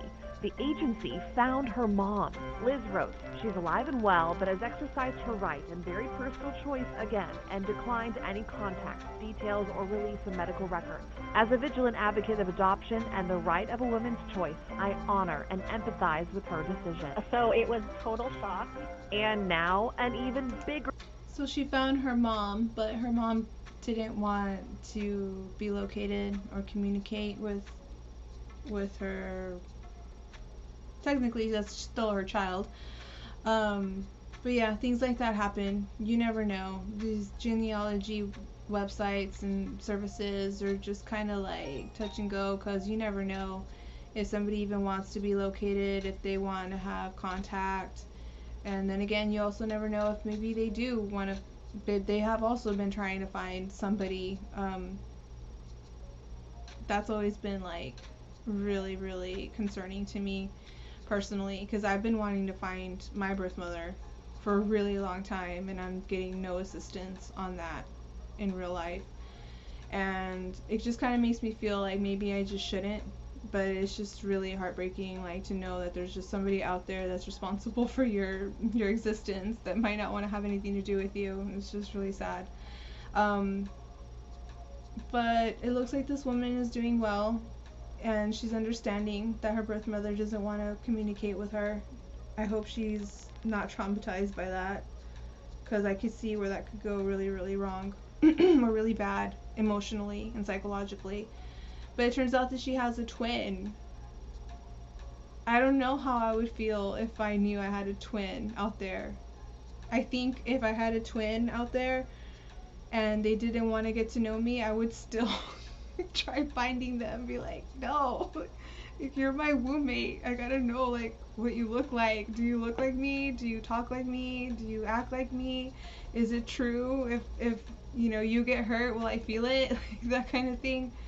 Reveal. Liz has a twin. Liz and her twin were born October 17th, 1973 in Busan, South Korea. I don't have my twin's Korean birth name. I only have mine, and I have no further details. So that was exciting news. It was overwhelming, actually. Liz is hoping to somehow connect and meet her twin sister. We haven't been together for 47 years. Liz wrote in her post, "We are forever bonded, but have yet to be connected. I'm an identical twin, and my girls have a biological auntie. I hope her heart is full." And she's an identical twin, not even a fraternal twin, an identical twin. So, Reef, if she were to go undercover and just happen to end up at the same restaurant as her twin, they could have like a sister-sister moment. I don't know if you've ever seen that show, but something like that could happen in real life. It's really crazy. And open, and somewhere in the back of her 47-year-old brain, she listens to that curiosity too, and takes the same leap of faith. The possibilities are endless. I'm open to anything. So, Chris, Liz told me that separating twins from birth was extremely common in South Korea in the 1970s. So it's quite possible that her twin sister could be in Korea. She could be somewhere else in the world. We just don't know. So many people are sharing this story. Yeah. We are certainly hoping that it has a positive ending, right? Absolutely. Yes. Absolutely. And then maybe we could do a follow-up. We'll let you all know. Facts. That's kind of, I guess that's kind of what I was feeling too. Kind of wanted to share that, because you never know. Her twin, her missing twin, could end up in our chat somehow and recognize herself in a way. We could reunite some people. That'd be awesome. So if I ever do see more stories revolving like people trying to find each other, I'm gonna post them, even if they're not like shocking and like trending or anything like that. I just feel it's really important to put those stories out there, because you never know, you could end up reuniting some people, and that would be amazing. Okay, so this next case is going to be a trial that is happening currently.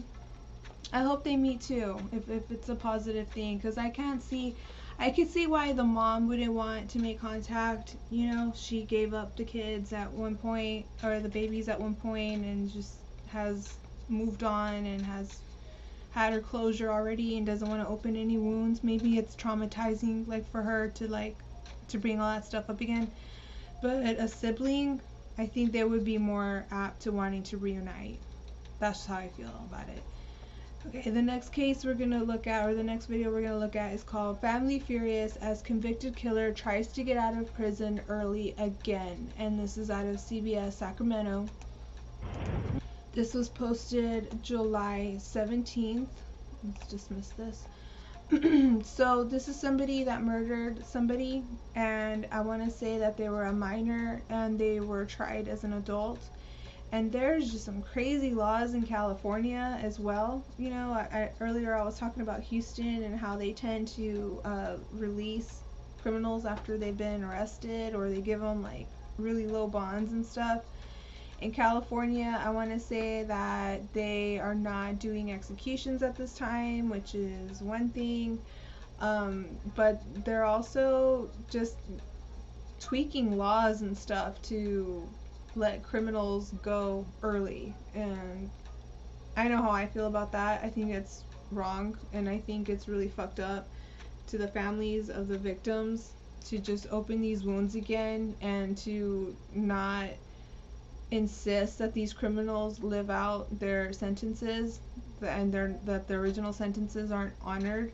These laws are being amended so that criminals are able to get out early, which makes absolutely no sense, other than all they care about is, you know, making room in prisons for more criminals. I really don't know what the solution is for this, because I'm sure that prisons are being, like, overpopulated.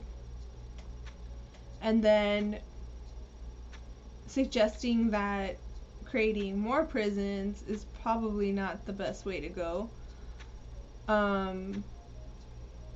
Rehabilitation for first-time offenders might work, but not when it comes to murder, not when it comes to sexual assaults or anything egregious.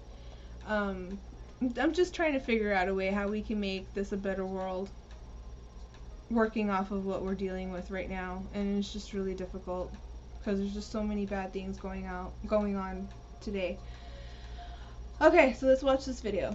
Pretty sure I already called out the title and the date and the news station. Now all that's left is to watch the clip. Not again. That's what a family is saying tonight, as convicted murderer Daniel Marsh is trying once again to get out of prison early. Marsh brutally murdered an elderly Davis couple as they slept in their bed. CBS 13's Marley Ginter joins us after talking with the couple's family. Marley. So an elderly couple already didn't stand much of a chance against a violent person. So I'm guessing he either broke in or he was somehow let in. I'm not too clear on this story, but either way, they were in bed. What were they doing? What harm could they have been doing him? He found the most vulnerable types of people there is at the most vulnerable time of the day, in bed, asleep, and he killed them. This is not someone that we need out in public. I don't care what they think they've done. They've reformed him, they rehabbed him. I don't care what they think progress has happened. I've made up my mind about him just hearing that he murdered an elderly couple while they slept. What more do they need him to do to really lock him up and throw away the key? Elizabeth and Tony, to quote them, they are furious and traumatized yet again. Now taking to social media to raise awareness about a law they say could put a violent psychopath back on the street. I don't want him released into the community. He is a And did you see his face just now? Look at that face. He's trying to look sad. I don't know. I want to say, like, I see a little bit of a smirk, not in his mouth. If you just look at his mouth area, he looks kind of sad. But there's something happening, like, up here in his eyes where I feel like he's faking any kind of emotion here. I want to say he's trying to make himself look sad and concerned, you know, like he feels bad about it. Yeah, but I'm not feeling it all the way. Unity. He is a diagnosed psychopath. Victoria Heard, not mincing words, saying her family has had enough. A judge sentenced Daniel Marsh to 52 years to life for murdering and mutilating her mother, 76-year-old Claudia Maupin, and Claudia's husband, 87-year-old Chip Northrup. Attacked and tortured and eviscerated in a way that no person should ever have to endure. And that's the things that you see in the crazy movies, not in your life. And yet Marsh could now be released as early as next May on his 25th birthday, according to Senate Bill 1391. The 2019 law bars 14 and 15-year-olds. If that's him, even, I don't know, there's something that happens when somebody raises their eyebrows and wrinkles their forehead. It translates to me as like carelessness, kind of like I want to get this over with, like when, yeah, see, even when I said I want to get this over with, my eyebrows went up. You know what I mean? There's just, I want to study, if anything, like body language and gestures and reactions, just so I could be a little more knowledgeable for here, as far as, you know, criminal suspects and stuff like that, how I feel that their body language is translating. I'm doing the best I can with the little bit that I know. Right now I'm just using like my emotions, my feelings. But yeah, I'm not buying at all that he's remorseful about what he's done. 14 and 15-year-olds accused of violent crimes from being tried as adults. This is not a juvenile who needs a second chance. This is a man who thought about what he was doing and has been quoted as saying he will do it again. Sarah, he's been quoted as saying that he would do it again. If the court system, if legal, has already determined that he be tried as an adult, then he should carry out his sentencing. Why is it that now he is an adult, he's a child? They want to treat him like a child and let him out and say that like he learned his lesson and he could be let out now. And her wife Patty have taken to social media, getting people to post videos against Senate Bill 1391, anything to keep Marsh behind. Senate Bill 1391. They're not going to explain what it is. Let's find out. Senate Bill 91, California. What are the provisions? That sounds about right. It says prohibited prosecutors from seeking the transfers of 14 and 15-year-olds to criminal court unless a juvenile court judge conducts a transfer hearing to consider various factors such as the minor's maturity, degree of criminal sophistication, prior delinquent history, and whether the minor can be rehabilitated. So I guess they're saying that he's been rehabilitated and they can retroactively change his sentencing. That's insane. That's my interpretation of it, and let me know what you think. Behind bars. Ultimately, we just want to blow up social media in a way that is letting the community know what's happening. He has said in the past that he's rehabilitated. Do you believe that? He said that so that you know, he didn't say that in the first trial. He said that in his fitness hearing when he knew he had a chance to get out. And he apologized to us publicly, Marley. Very conniving, very manipulative, very calculating. I don't feel like he gives a shit. I feel like he should stay in prison, and I want to say like live out his sentencing, but I'm not even too sure what his sentencing was. Let me see if I can find out. But for me, if your apology is sincere, then don't put the family through this again. Now, Marsh has an appeal hearing August 18th. And for some background, Senate Bill 1391 came about when the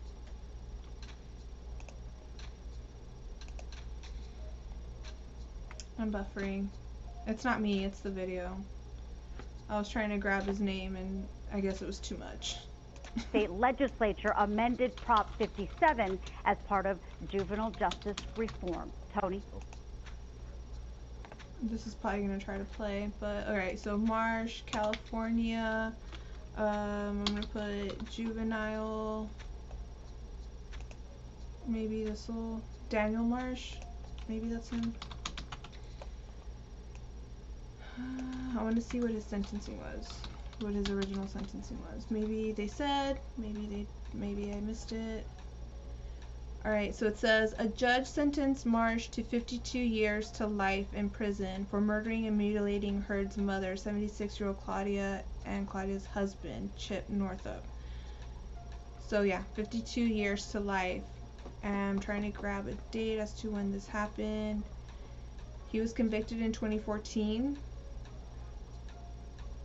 So he hasn't even been in jail that long. Again, I'm bad at math.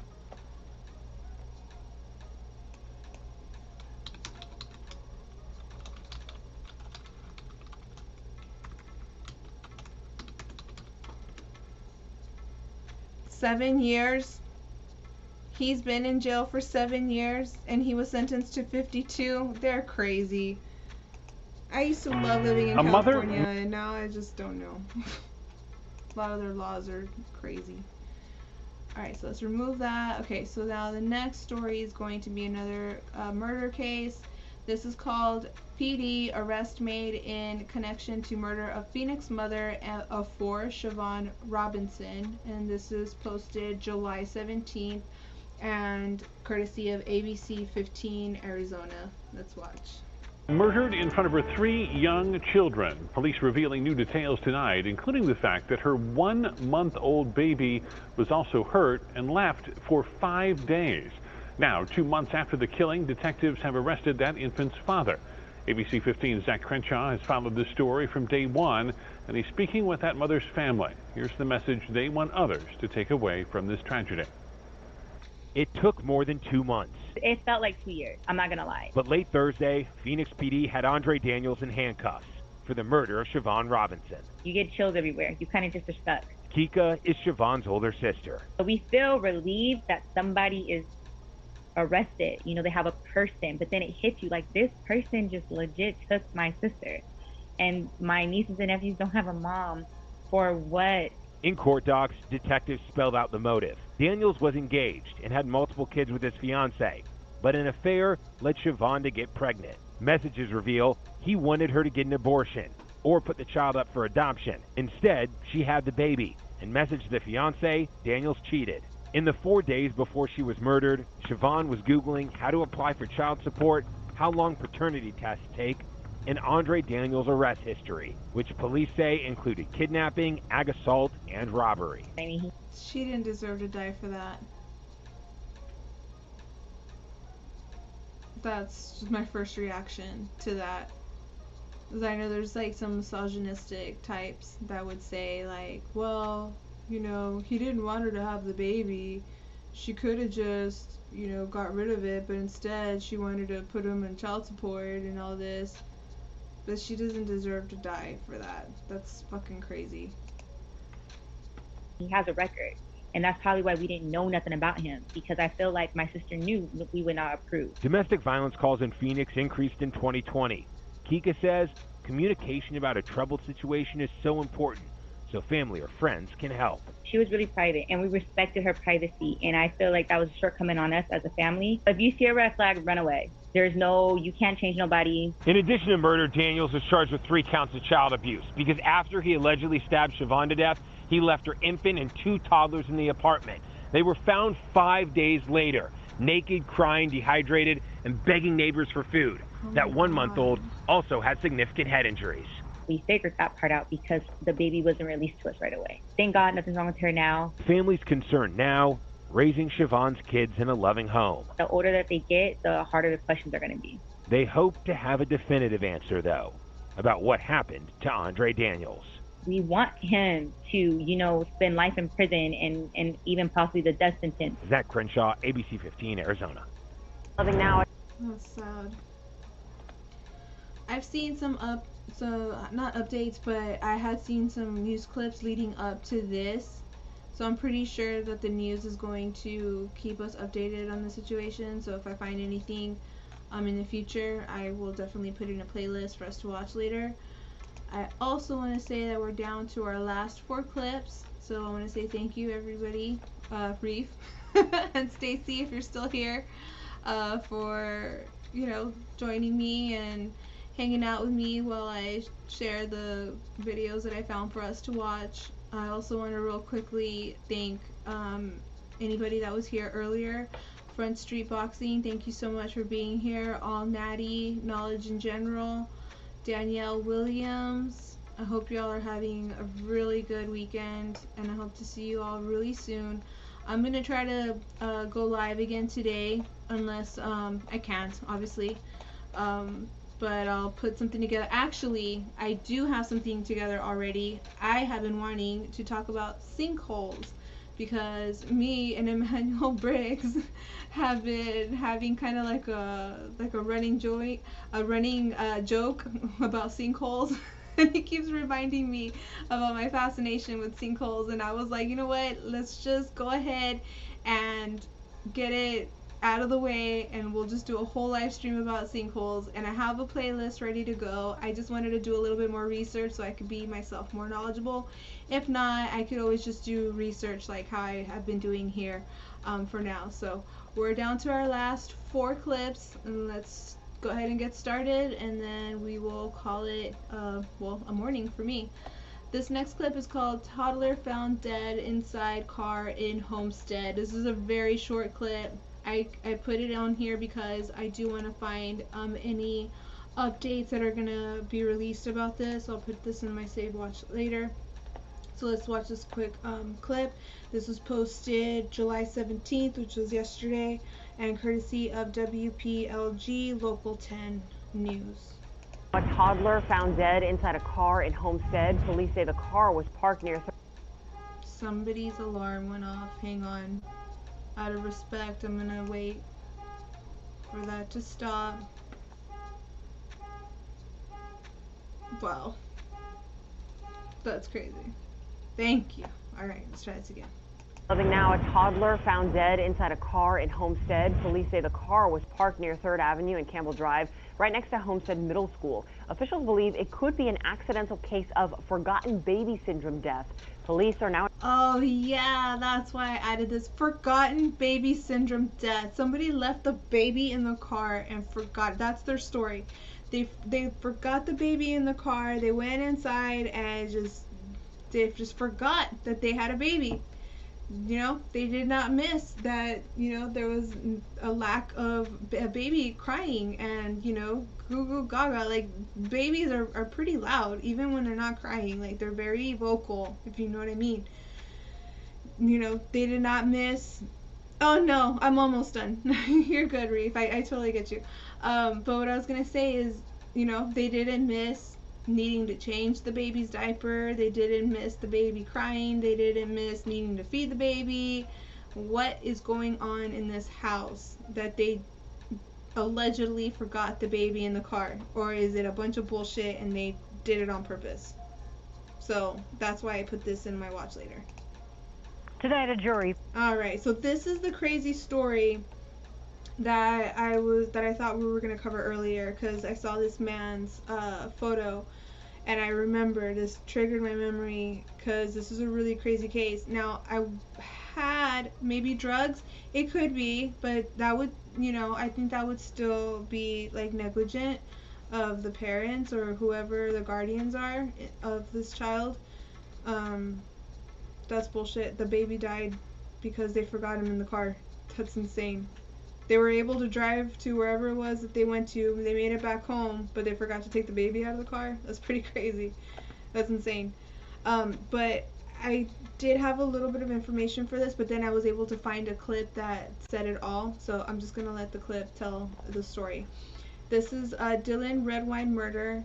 Mark Redwine found guilty of killing 13-year-old son. And this was posted July 16th. And courtesy of CBS Denver. Let's watch. He finds a father guilty of murdering his 13-year-old son. People in the courtroom reacted as that verdict was read. We, the jury, find the defendant, Mark Redwine, guilty of count number 1. The jury also found Mark Redwine guilty of child abuse resulting in death. Dylan Redwine vanished while on a court-mandated visit almost a decade ago. And we have covered the case from his disappearance to the deadly... Almost a decade ago. This happened almost a decade ago, and it's barely gone to trial, and it's barely getting a verdict. This is one of those cases where I kind of want to go back and see like what took so long. I could try to find you know, clips about it to see what happened. I'll probably start to do that, but if it turns out that we have all the information here, I'll probably just let it go. Discovery, even his parents discussing what happened on Dr. Phil. Jeff Todd joins us live tonight on this top story. And Jeff, this case nearly a decade in the making. Karen, it was 3,161 days ago when Dylan was reported missing. The defense in this case tried to say that the state lacked evidence and didn't provide strong evidence to this murder. The jury delivered justice for Dylan. It was Thanksgiving of 2012 during a court-ordered visit with his father when the 13-year-old went missing. Dylan was sweet, he was funny, he was charismatic, he was very empathetic. He really cared about people and their feelings. In early 2013, we spoke with Mark Redwine for the first time while searching. So he's the suspect, and they interviewed him on the news. So this is one of those situations where the not just the suspect, but the person who actually committed the crime is acting like they have no idea what's going on. They're just as concerned as everybody else, but then they turned out to be the one who did it. Let's watch.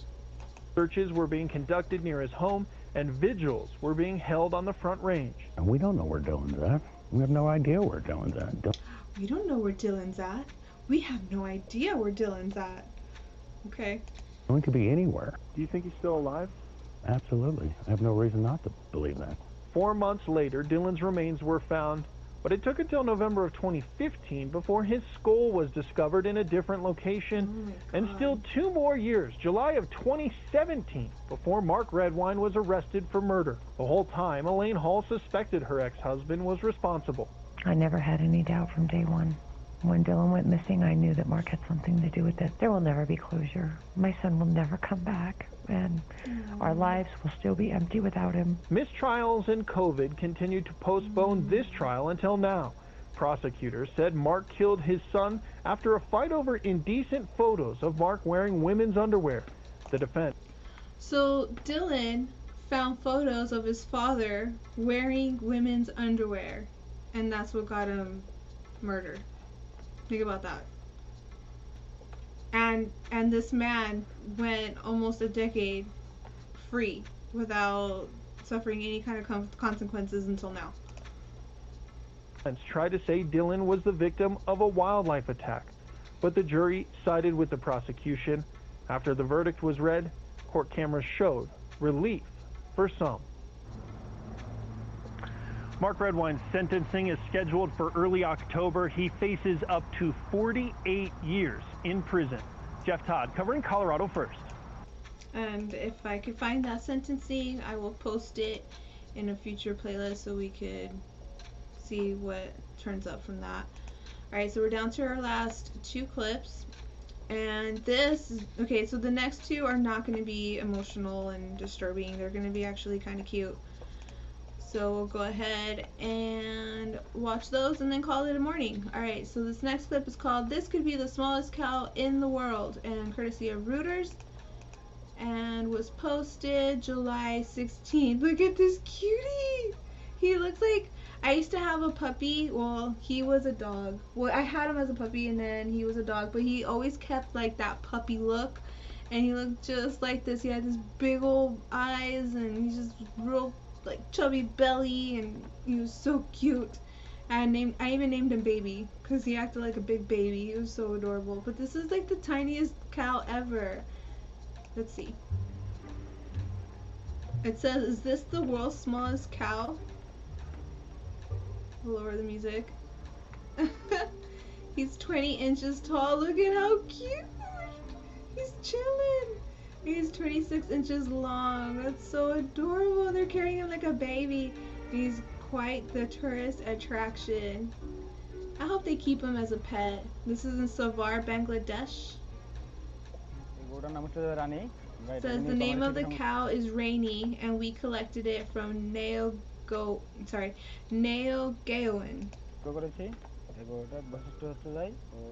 And that's his caretaker. He says what is special with this cow is that it eats less food than the other cows. Obviously, he's tiny. It never disturbs others, and it is very special to me. It only takes 100 grams of grain. They're really pumped that they don't have to feed him that much. And grass in the morning and 100 grams in the evening. Oh, I want him. So after, Oh. why not just I wonder if he'll get his own Instagram. take it? It was only 26 kilo and 20 inch height and 26 inch long. So after that, we thought that this is the very smallest one over the world, and we applied to Guinness World to certify us the very smallest one over the world. So after that, just Guinness replied that after 90 days they will take care and officially they will certify whether it is the very smallest one or not. We're just waiting, and we are confident that that would be the very smallest one over the world, and we will be recognized in our country. This is the very smallest one. And I want to say in India, they like really love cows as it is. So can you imagine how they're gonna treat this guy? But seriously, if he gets his own Instagram, I'm following. This is like literally the cutest thing I've ever seen. He's so cute. Okay. All right. Let's go ahead and keep going. We're down to our last clip. All right, this next one is Joyriding Elephant Slide Downhill, and is courtesy of Inside Edition. And this was posted July 17th. This is our last clip of the day. Let's go back a little bit. It's not every day you see a herd of elephants go sledding, but here we are. The herd of 14 has been roaming around China's Yunnan province. They're a different group from that famous herd of elephants who've been traveling across China for the past several months, seen here taking a cooling mud bath. The sledding crew look to be having fun. After their ride, they snacked on sugar cane. That's the elephant equivalent of going out for ice cream. Oh, that's awesome. But farmers in their wake are not loving them. It's no Too bad for them. Let them eat. Yeah, let them eat grass. They're having fun. surprise that the huge mammals have been tearing up crops wherever they go. Elephants eat 16 hours a day, and an adult elephant can take in 300 pounds of food in that time. Wildlife protection authorities are monitoring the pachyderm's path with drones and letting people know if the elephants are near, because no one wants to be at the bottom of the hill when an elephant is on its way down. Oh, that would suck.